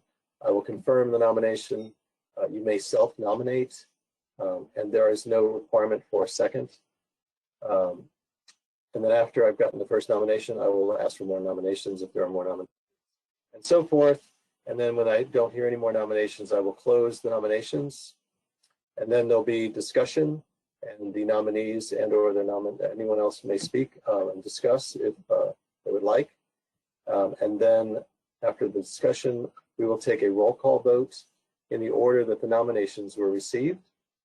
And based on your bylaws that you just adopted, 51% of those voting present, if the first person who gets over half in favor of their nomination will be the chairman or interim chair selected.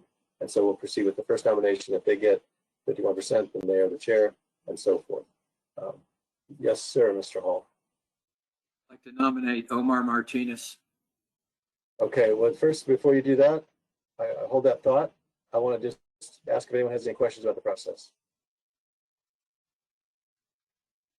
Okay, so make sure. Okay, so I'll open the floor to nominations, and Mr. Hall nominating Omar Martinez. I'd like to nominate Omar Martinez as the chair. Thank you. Okay, that's David Hall nominating Omar Martinez. Any other nominations? Mr. Bennett? I don't have a nomination as much as just a point of discussion. Given the similarities between this process and the Far West Texas, the water planning group process, it seems reasonable to pick somebody who's been in a leadership role, and that's either Omar or David. So, okay. And we'll have discussion after the nominations. So there are other nominations for now, and then we can discuss and nominees can speak, etc. Any other nominations?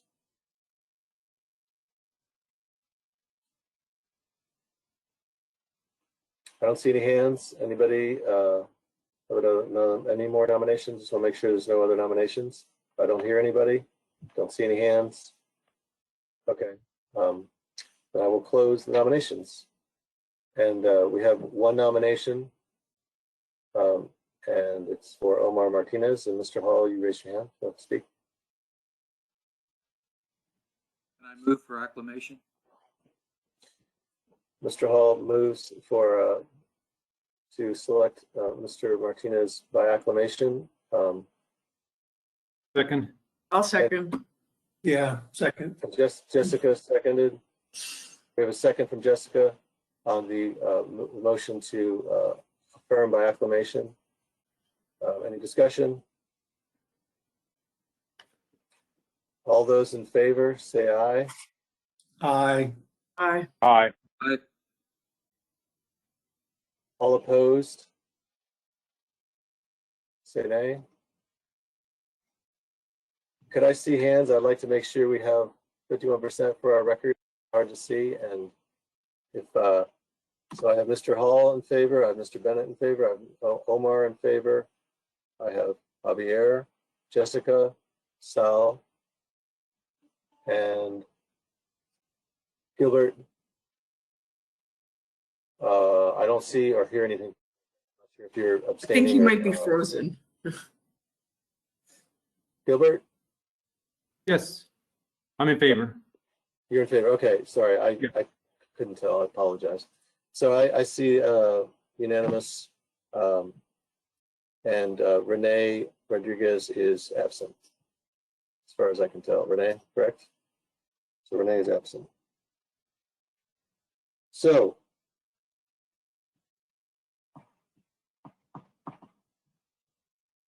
congratulations, Omar.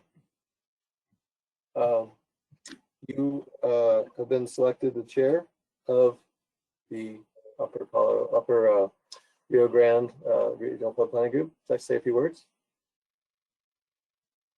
Yes, thank you. Thank you to all flood planning group members. Thank you, Mr. Hall, for the nomination.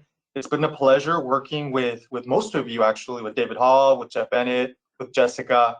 I've had the pleasure of being in the same room as Gilbert, and I believe if Rene Rodriguez is the same City Socorro City Council, then I've had the pleasure of working with most of you. And again, even though I live in El Paso County, I am through my work experience, I fell in love with far West Texas. I'm very familiar with the region, and I will work my best to represent our region adequately and making sure that even the smaller municipalities are adequately represented. And as I said in my introduction, one of the things I focus my career on is making sure that we access the funding that is necessary to complete our projects. One of the biggest challenges at the water planning group was making sure that we transition the planning process to actual projects. And I'm hoping to replicate the same efforts here.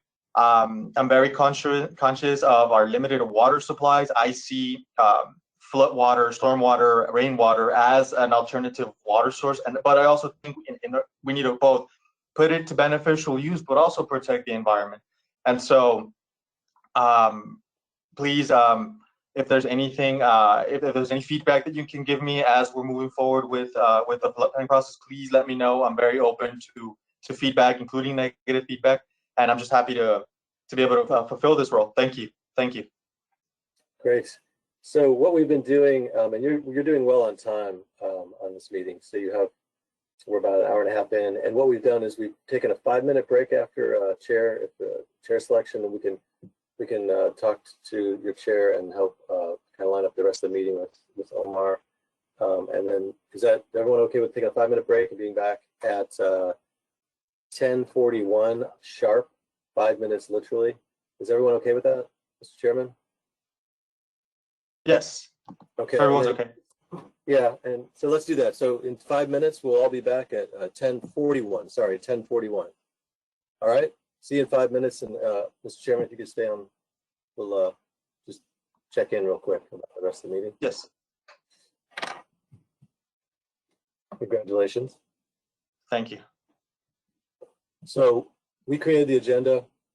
And so we want to make sure we help you with with the rest of it. And so what's worked well, a lot of this has sort of background to tee up the item that's worth hearing. Even before the public comment, it's worth us probably teeing up and giving a little intro. So the next items all have a public input, part A. And if you want to just kick off the agenda item and then just say, could the board introduce the item? And then we can introduce the item and then we can say it's time for public comment, and you can just tell us to start the public comment, and we'll do all the go-to-meeting coordination, and we'll see if we have any. I don't think we have any comment cards at this point for the meeting, but we'll do all that and let you know if there's any hands raised and all that. And then once that's done, I'll tell you, and then you can take the discussion from there. And that way we can introduce the item, kick off the public comment, and then you can just take off with all the discussion. And that kind of has worked well. So if you want to do that, we'll proceed accordingly if you'd like that. Yes, that'll work. Okay. I'll see you in about 3 minutes. All right. Thank you.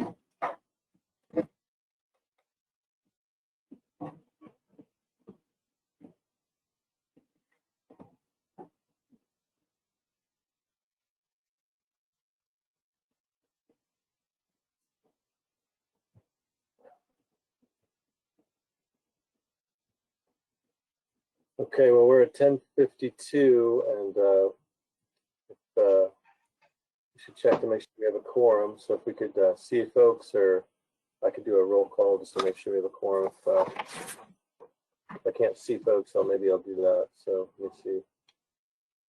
I'll be your secretary for the rest of the meeting, Omar. So we have 1, 2, 3, 4, 5, 6 folks. You have a quorum, and may proceed. I'm not sure if I see Sal and Renee on it. I don't see them directly, but you have a quorum. Okay. Then welcome back, everybody. I guess we're ready to get started on agenda item number 7. Consider selecting a planning group sponsor to act on behalf of the Regional Flood Planning Group. I can get the Texas Water Development Board staff to introduce the item and lead us on this. Yes, sir. So I'll give a little background, and then we'll go back to the slide for the public comments. But I wanted to go to the this next slide just to let folks know. We put out a call to in order to get you a head start on these meetings, to try to get folks who are interested in supporting you to let us know so that we can hand that off to you at your meeting. You don't have to choose the entities that expressed interest to us that we shared with you. Any political subdivision could support you. You could choose whoever you want. But just wanted to point that out. And that's the only submission we received was from the Rio Grande Council of Governments. So we shared that with you all, and we let them know. And there may be somebody from the Rio Grande Council of Governments, there is, to speak. But I want to let everyone know that. And we can go back to the previous slide and public comment. And I don't think we have any public comment cards. But if anyone from the public would like to speak on this item before the group has discussion and considers this item, please raise your hand and we will unmute you. And James, am I correct that we don't have any cards? Or more than Yes, that is correct. We have not received any public comment cards prior to the meeting. Thank you. So right now, it's public may raise their hand if they would like to speak, and we will unmute you. Gilbert, we'll get to discussion in one moment. I'm going to finish the public input, and then can we get to you? Oh, okay. Okay, we don't see any hands raised, right, James? None. I see none. So we can close the public comment part of this item, and back to the chairman to have discussion and decision. Omar? All right, I would like to make a comment. I have worked with the Rio Grande Council of Governments has been an excellent sponsor for the Far West Texas Water Planning Group. Sorry, and we've gotten multiple plans across with the COG. I think because most of the population centers in our region, in Region 14, are part of the COG district. The COG is also very familiar with the region. They propose on the documents we were sent. They proposed the city of Van Horn to be a central meeting location, so that folks out in the region can also participate in the flood planning meetings. And the center at Van Horn, I've been to it. It's an excellent center. And in addition, we also have meeting space here at the district or at the COG offices if they're willing. So I think the COG, again, fulfills this role very effectively. I didn't mean to interrupt you, Gilbert. Sorry, but I know you wanted to say something. No, I'm sorry. All I just wanted to do is actually support for the Rio Grande COG to be the sponsor.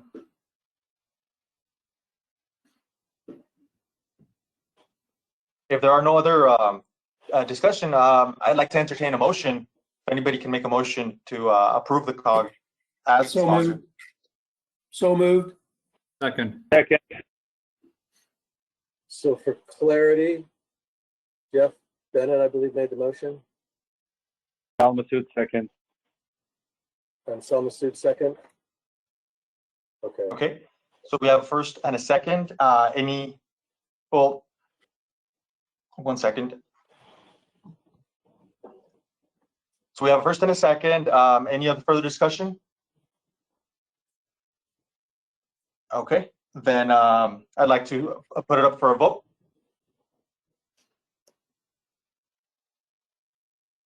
Any, all in favor, say aye. Aye. Aye. Aye. Aye. Any opposed? All right, motion passes. Thank you. I would like to ask, is there a member of the COG, a representative of the COG in the call that can introduce themselves? Yeah, if they are, go ahead and raise your hand if you're from the Rio Grande Council of Governments. Raise your hand if you're in the audience, and there is. Can you unmute her, James? Matt. Yes, Matt. I was going to mention we have Annette Gutierrez from the COG. You may speak now, Annette. All right. Well, thank you, everyone. Appreciate you letting me speak at this agenda item. Just wanted to say thank you for allowing us to serve as your sponsor entity. And we have been managing the water planning process since its inception. So we do have an understanding of how it is that we are to interact with Texas Water Development Board. And we look forward to the opportunity. And I just want to say thank you again.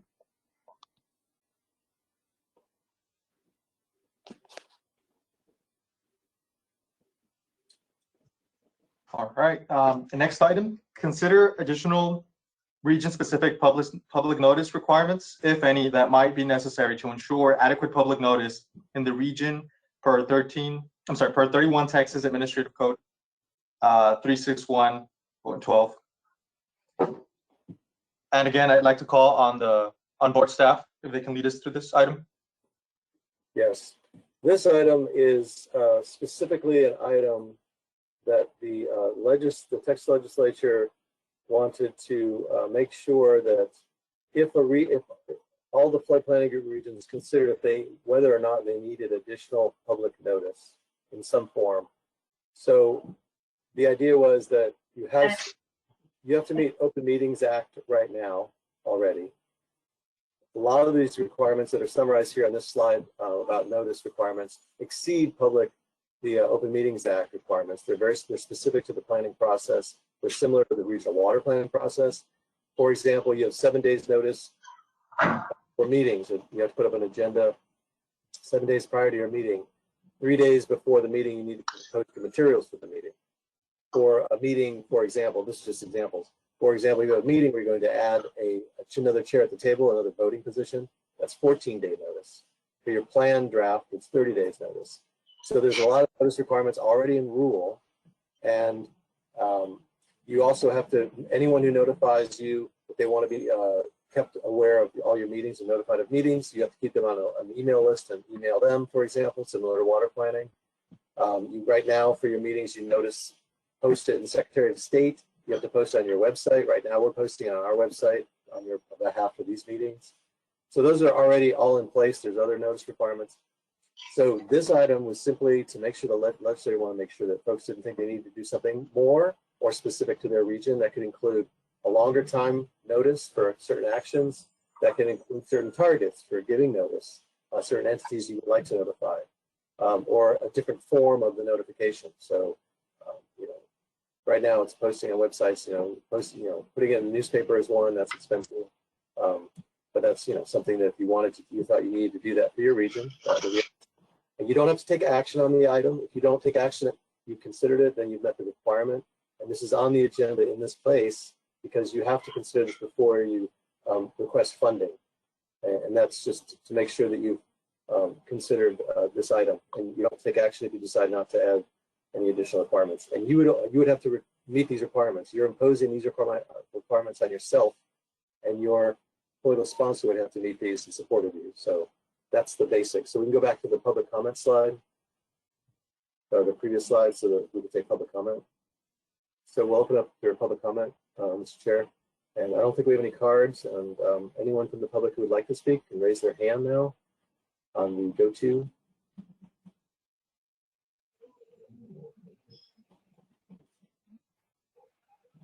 Just to confirm, no public comment cards have been received for this item. Thank you, James. I don't see any hands yet. We're waiting. If you would like to speak on this item, you may raise your hand.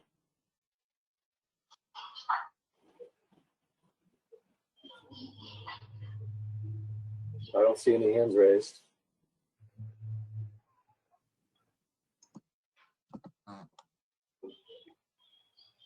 We don't have anyone wanting to speak from the public, so we can close the public comment portion. Back to you, Jenna. Okay. Since we didn't have any public comments, I'd like to move on to discussion. I'd like to call on any of our members. Is there do you feel there's a need to take action on this item?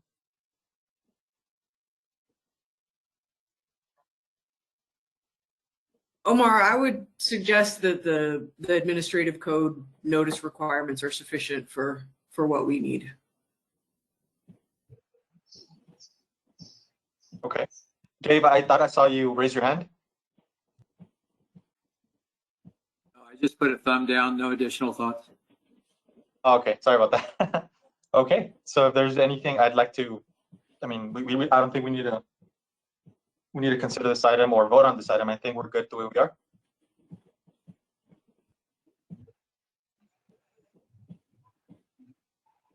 Okay, if that's the case, I'd like to move us on to the next agenda item. Consider authorizing the sponsor to apply for grant funds and enter into a contract with the Texas Water Development Board on behalf of the Flood Planning Group. And so I'd like to open it up to members, a discussion.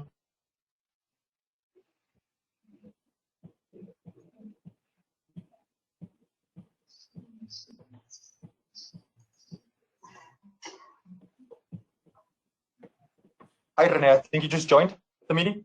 I think we can see you now. No, it's just that my internet is lagging for some strange reason, so I have to close the window so that I guess it won't. I don't know. It's just weird. My question is our sponsor gonna apply for grants for all of our region, correct, or is it just gonna be individually when it comes down to specific grants? If I may, for this particular agenda item, the sponsor, the Rio Grande COG, is applying for grant funds to just administer the flood planning group. This is going to be the initial monies that the state gives the Rio Grande COG to make sure that we've developed the first plan. And when it comes to grant applications for other funding, that's handled separately. Okay, thank you.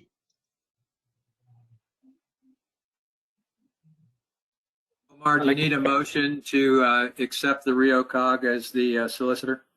Make a motion to approve. Second. Okay, we have a first and a second. Any So further discussion? May I just confirm for our record keeping, Mr. Chairman, as your secretary, Mr. Hall made the motion, I believe? Yes. Yes. Who made the second?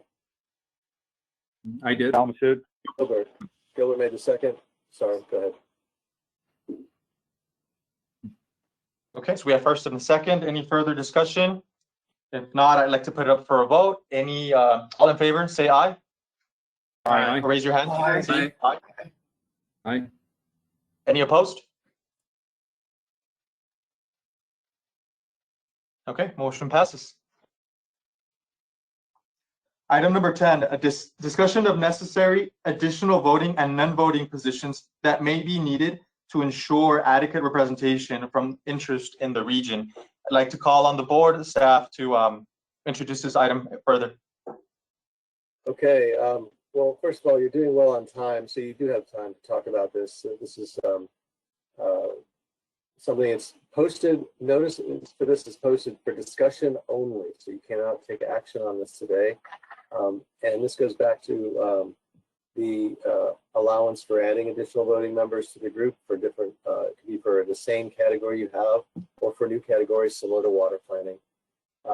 And it's just for discussion only, and we'll start off with the public comment input. And I don't know if we have any cards, but anyone from the public who would like to raise your hand, would like to speak, please raise your hand and we will unmute you, and you have to unmute yourself if you'd like to speak on this item regarding membership.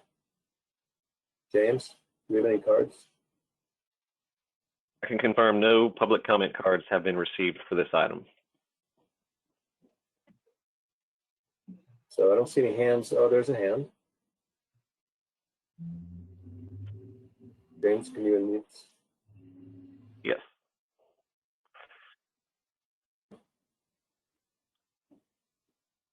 I think you may. Yes, good morning. Can everybody hear me? Yes. Yes, good morning. My name is Rodrigo Vizcaino. I represent HTR Engineering. We're a consultant with several offices in Texas and one in El Paso. We do floodplain mapping work and flood planning work. My question this morning was whether the International Boundary and Water Commission was going to be somehow represented, or if they were going to have any members, either voting or non-voting. I'm just curious because of their presence with the Rio Grande and the levees. Thank you.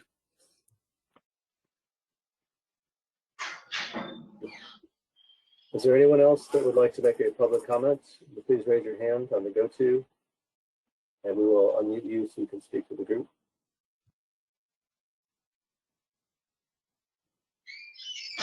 Any other hands raised? So we can close the public comment portion and go back to you, Mr. Chairman, and I believe Mr. Hall wanted to say something.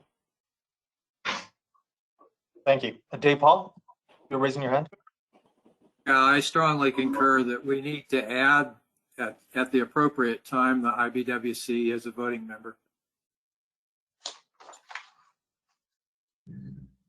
I do have one quick question to board staff. Government entities such as the IBWC, can they be board voting members? I know, for example, like the TDA and the GLO, they are not, they're non-voting members. Is there any issues as to why they would be voting and non-voting?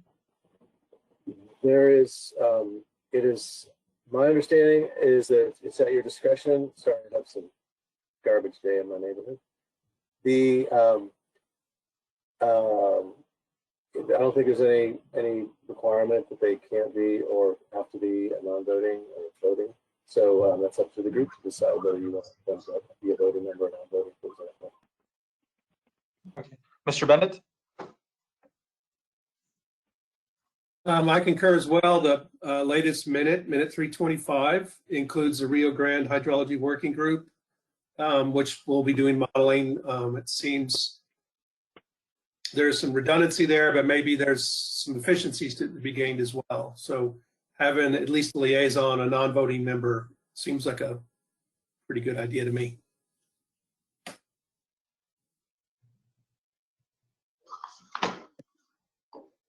Mr. Acosta, go ahead. I agree with putting someone from the IBWC also. I was also would like to recommend someone for the water utilities interest category. Someone from the water utility, Ms. Gisela Dagnino, has suggested interest as being as part of a voting member, and she's the stormwater division manager for that group. So I don't know if anyone else would like to have a discussion about that, but she has shown interest in that. I think she would be a really great addition to the group.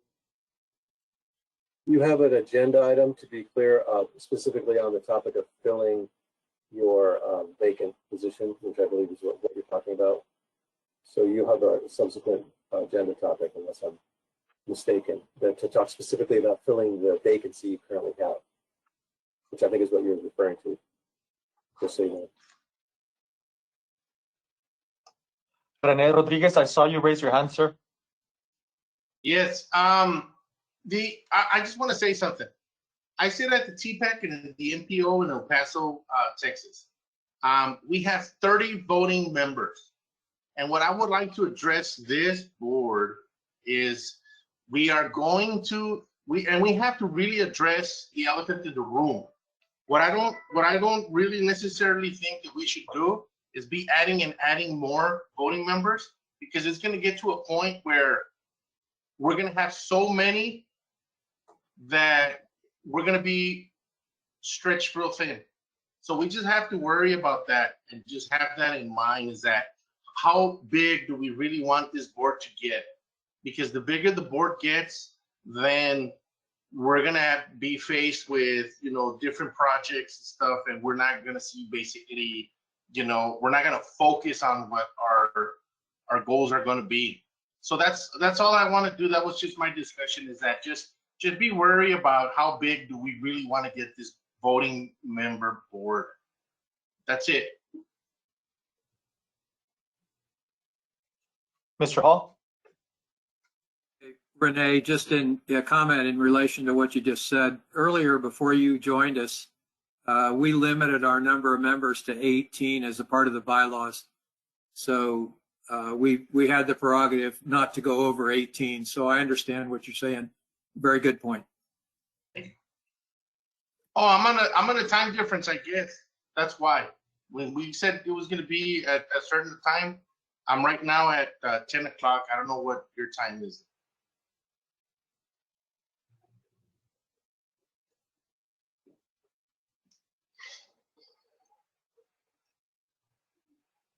Any other comments, discussion from members?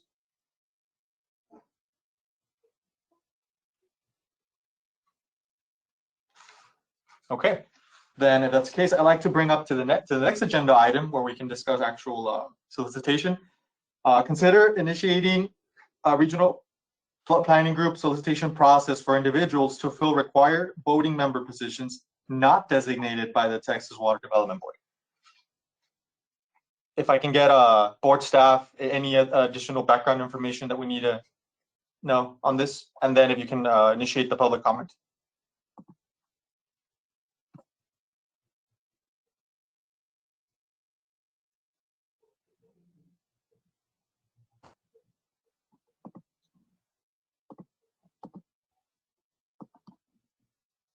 Matt, you're muted. Sorry, thank you. Finally, it took me a while to get to do that, sorry. So the executive administrator, our board did not fill a couple positions. This is true in other regions as well. There was either not a nominee or there was not a nominee that was in a position to adequately represent that interest in the region. So these are required positions under statute. So you need to fill them in accordance with your bylaws. So there's a process in your bylaws to fill vacancies that includes notifying counties and having a 30-day window to accept names, submit nominees, or what I forget the term, to fill those positions. So this item is to authorize your political subdivision just to initiate that solicitation process, however long it takes.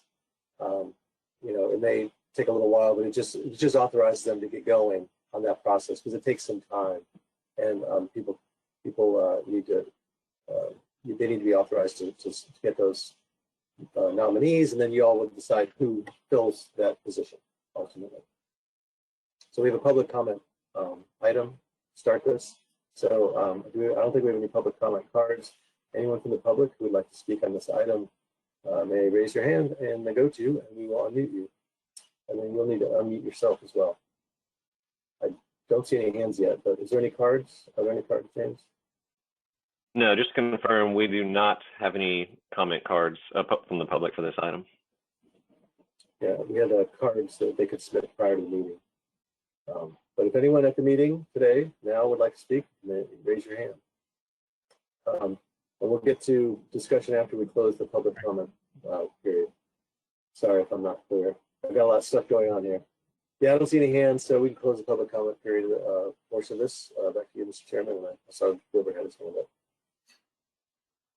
Thank you. Okay, so I'd like to revisit what was said about the IBWC. I think that in our region, the IBWC essentially fulfills some of the responsibilities of the river that river authorities have. I know that in collaboration with reclamation and the irrigation districts, they control the flow of the river. And besides any, I guess, the Caballo Reservoir serves as a flood reservoir as well. So and they have a certain leeway on that. Past American Dam, it's essentially all IBWC. So I think that they would fulfill that particular slot. And then, so that's one slot. The next one was Gisela Tangino. I know Gisela, she's excellent from El Paso Water. I also know that Gerald Grijalva from Lower Valley Water District has expressed interest in filling in the water utility role. And so if this is the case, I'd like to open it up for discussion on you all. See if you have any other entities that you'd like to bring up at this point.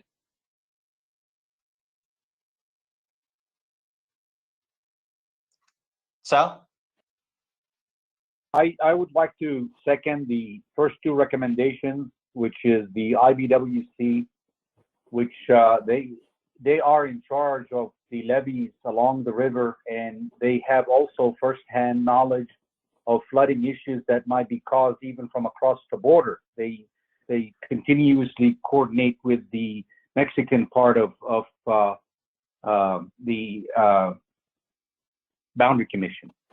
And so I strongly suggest that we do include a member from the IBWC. Secondly, I believe the El Paso Water Utility does also have big involvement for the interior flooding issues along the river in El Paso County, and it stretches a much larger area than the lower valley water districts, which I looked at that. I work in Socorro and I work in El Paso County. So I'm seconding the first two suggestions, which is the El Paso Water Utilities, Acela, and the IBWC. I strongly second that. Thank you. Another item to consider is that the Pecos River is also within our region. I know that TCEQ leads the Pecos River Compact Commission, and I believe we have somebody from TCEQ here in the call. Would you be able to point us to a person that can either represent the Compact Commission, or I know there's a district out there, a water district out there that we can maybe reach out to that has some control over the Pecos River?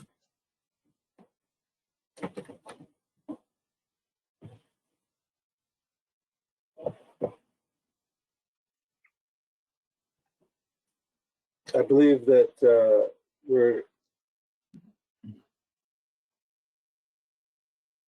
Anita Keys from TCQ. You were looking to speak to Anita, yes? Yes. Anita, are you still present?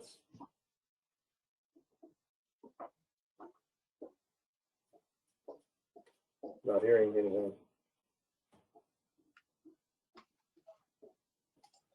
I'll just remind you, I'll take this moment to remind you, this item is simply to initiate the solicitation process that you would have to follow for your bylaws. So you would post that you are seeking nominees or individuals to fill these positions, and then you would open it 30 days. The political subdivision would then collect those names, provide them to you or your executive committee, however you want to do it, and then you would make a decision at some later date.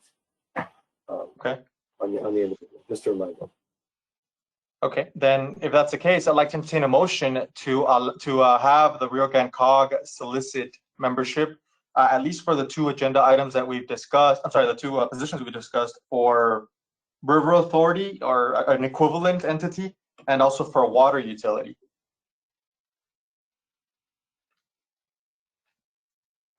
Second your motion, Omar.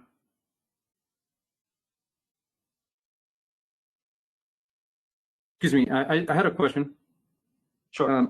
I understood this item to be to fill positions not designated by the Texas Water Development Board, which my understanding is these two positions that or these vacancies are two items that I believe are required or designated by the board. So I would assume that we wouldn't at this time need to solicit that at this time if for example, if IBWC will fulfill the River Authority position and another individual for the water utilities. Do I have this correct? Yeah, I'm sorry if I was not clear. So there are 12 positions required in statutes. You have 11 of them.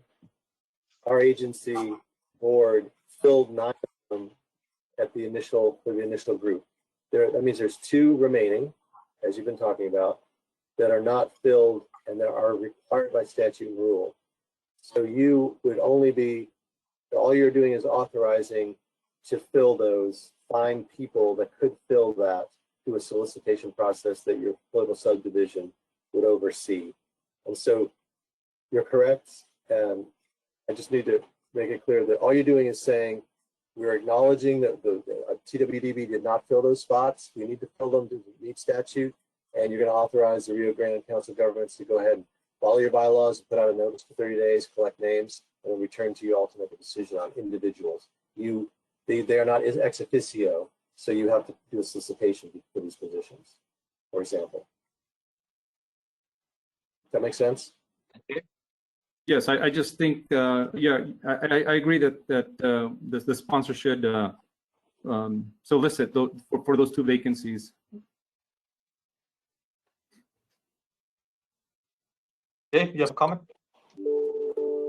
I understand, Gilbert. If we revert this motion back to item 10, rather than addressing it against item 11, I think we correct the issue that you've just brought up.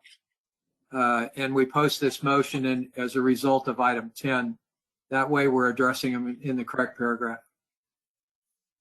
Item 10 is an action item. That was for discussion only.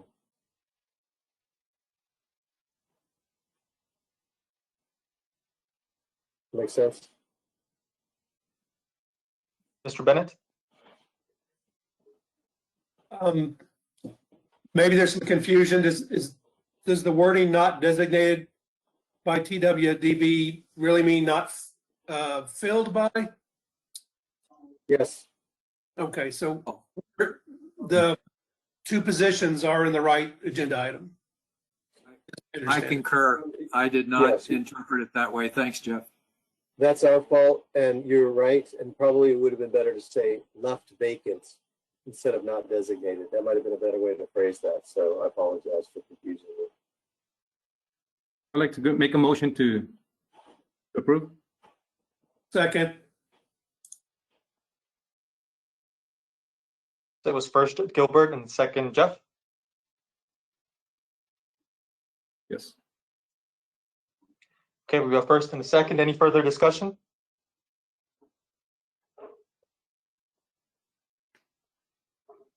Okay, then I'd like to call it up for a vote. All in favor, say aye. Raise your hand. Aye. Any opposed? All right, motion passes. Next item, receive general public comments. I'd like to call for the board staff to lead us on this one. James? Do we have any cards or? We have not received any public comment cards at this time. Anyone from the public who would like to speak? This is the last public comment period on the agenda. Anyone from the public who would like to speak, please raise your hand on the GoTo app and we will unmute you. You may speak. Anyone from the public who would like to speak, please raise your hand and we will unmute you so you may speak to the group.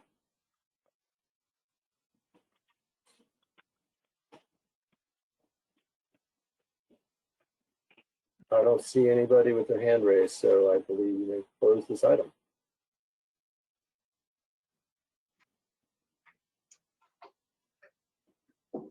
Okay, that's the case. Next agenda item, consider date and agenda items for next meeting. Yes, sir.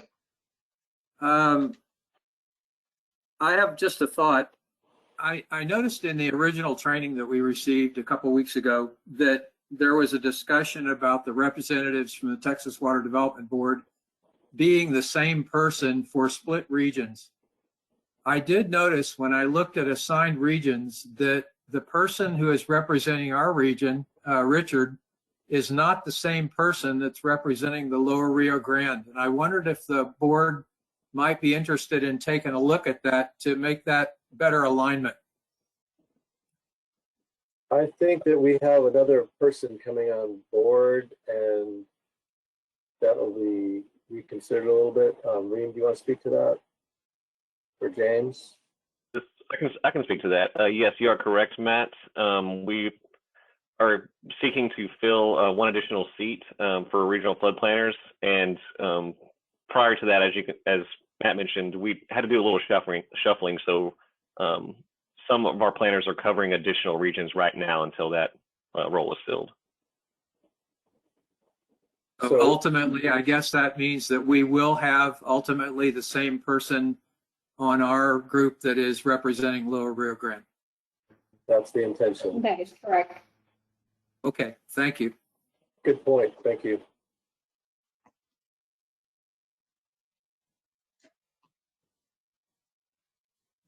Okay, then back to our agenda item. Consider date and agenda items for next meeting.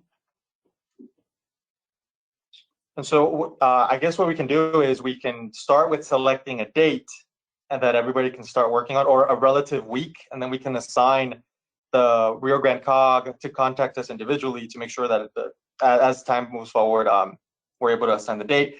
From the Texas Water Development Board's perspective, when do you all need us to meet again to ensure that we are following with the schedule that you all have outlined? Well, we don't have a date set, but Reem, James, have you guys thought about a particular default that you would recommend at this point after hearing all the other groups? I mean, you've got things to do already, like elect your remaining officers, for example. We're gonna provide items to chair to consider for the agenda and the subdivision, things that you might want to be starting to tee up. And we're going to always be reporting activities, status of the agency activities. For example, in November, we're going to take requests for authorization to do the request for applications to get the contracts underway and authorize the contracts. That'll be in November. In every meeting, we can present more information, whatever you are looking for, and we'll have a default presentation to keep orienting you on the process, scope of work that's coming, things like that. So there are things you could do soon if you want to meet soon. So it depends on what you all want to do.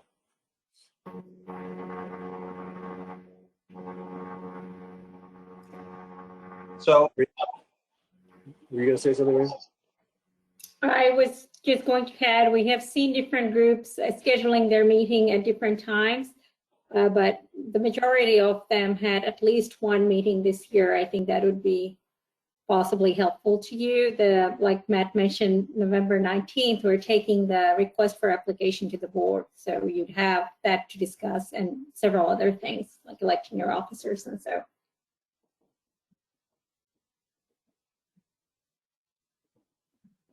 Let me ask you this. I saw on the schedule that the political subdivision, the sponsor entity that was, that once they respond to the RFQ would be selected and funds would be awarded around February of next year. Is that correct? We'll go as quickly as we can. As soon as you submit an application, we would like to get contracts underway. Okay. I mean, I can't make promises on dates, but we're looking to go as quickly as possible. As soon as you can get things back to us, we'd like to initiate contracts. Okay, then I'd like to call to the rest of the group. Okay. I'd like to call to the rest of the group. Did you want to have a meeting maybe before Christmas break? Or did you want to push it over to January, February?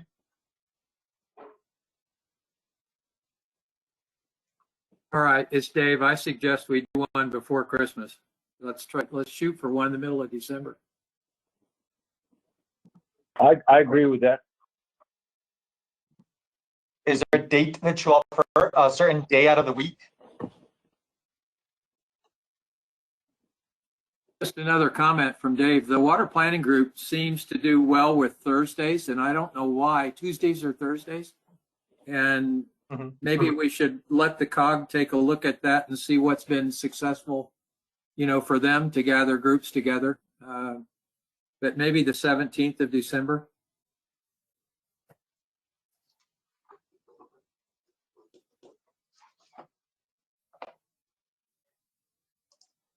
We can certainly set the 17th of December as a tentative date, and then if we can ask the COG to reach out to members, making sure that we confirm as the date gets closer, and if we need to reschedule, then we can. Why don't we just shoot for that week and let them figure out what might be a good day, Omer? Okay, that works.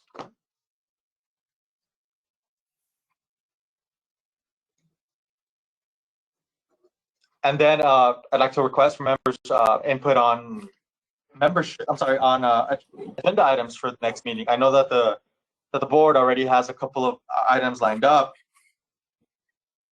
What do you all think? Is there anything you'd like to discuss?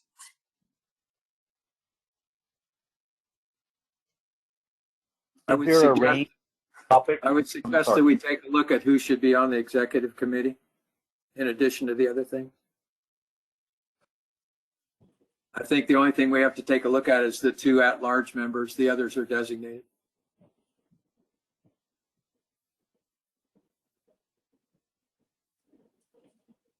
Okay. Sal, you had a comment?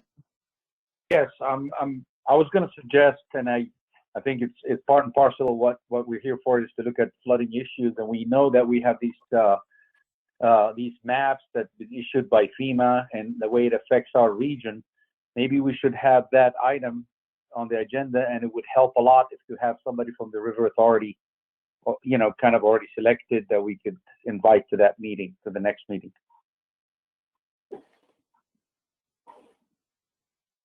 Yes. Okay.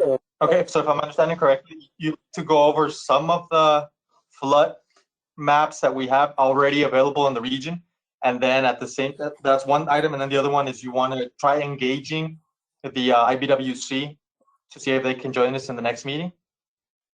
Yes, because you know the biggest part of the way these maps were done with the assumption that these levies do not exist because they have not been accredited. And the IBWC has been working on this for quite a while now, and 10 years has passed and they have not been accredited, and would like some input, because that would be the only remedy. We have the biggest remedy, I would say, besides the interior that we will talk about as well. Okay, I agree with your point. I think it's great that we try to invite the IBWC, and I work with IBWC staff plenty, so I think we can certainly reach out to them. So we would elect a vice chair and a secretary. We would designate 2 at-large members of the executive committee. We'd like to get some intro on the maps that are currently available for the region. And then I would like to speak with IBWC, start getting their input on accredited levies. In addition to the items that the board mentioned before, which include, I think we can by then, we should have 30 days by then. If we get the clock moving quickly, we should be able to fill up consider and fill up the 2 voting positions that are currently empty, that were not designated by the board. By the week of the 17th, I think we should be able to do it, correct?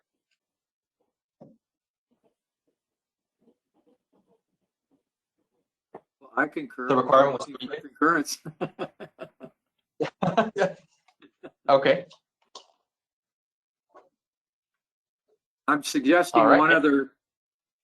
There were stormwater groups established in the city, and I know there were a lot of areas that were mitigated as a result of stormwater investments. It might be useful to also get familiar with some of those projects that were accomplished and some that are planned and potentially funded, you know, with the funds that are going back to the PSB. So maybe some stormwater rep also, Omar. Okay. We still have some areas of the city and county that go underwater every time it rains, and they pump the water out. So somebody that's aware of where those areas are might be really useful. Okay. Any other items that you all would like to consider? There's some other items that we've already that have come up. For example, just discussing kind of how you want to do your websites. You talked about the officers and things. Also, how you want to accept written comments, because there's a requirement that you accept written comments prior to meetings and after meetings. We're doing that on your behalf and looking for those. If we get them, we're going to send them to you. But it's going to shift to you and your political subdivisions how you want to handle these things. It's a logistics thing, like operational for you to discuss. And then we're going to, again, we'll do a presentation and a report, and we'll work with your chairman after the meeting. We'll send draft minutes from this meeting for your chairman to preview. As we develop agendas with other regions and see what they're doing, we'll share with other regions so y'all can see all the types of things that they're trying to address early, and what might work for you. So we'll work with you in the background for the meeting as well. Okay, sounds great. All right, so we have a tentative date and some agenda items. Before we consider adjourning, I noticed that Director Kathleen Jackson just joined us. Welcome back, ma'am. I was able to see without audio your meeting. Oh, well, thank you. We had a board meeting, so I had to jump off. But congratulations on all the work that you've accomplished and on being named chair. Thank you. Appreciate it. Okay. So if there's no other pending items, I'd like to request a motion from the members to adjourn. We move to the next slide. Yes. Moved. Second. Yeah, for first and second. All right. All in favor say aye. Aye. Aye. Aye. Aye. Any opposed? All right, motion passes. Thank you very much, everyone. Well done. Well. Well done. Bye. Be safe.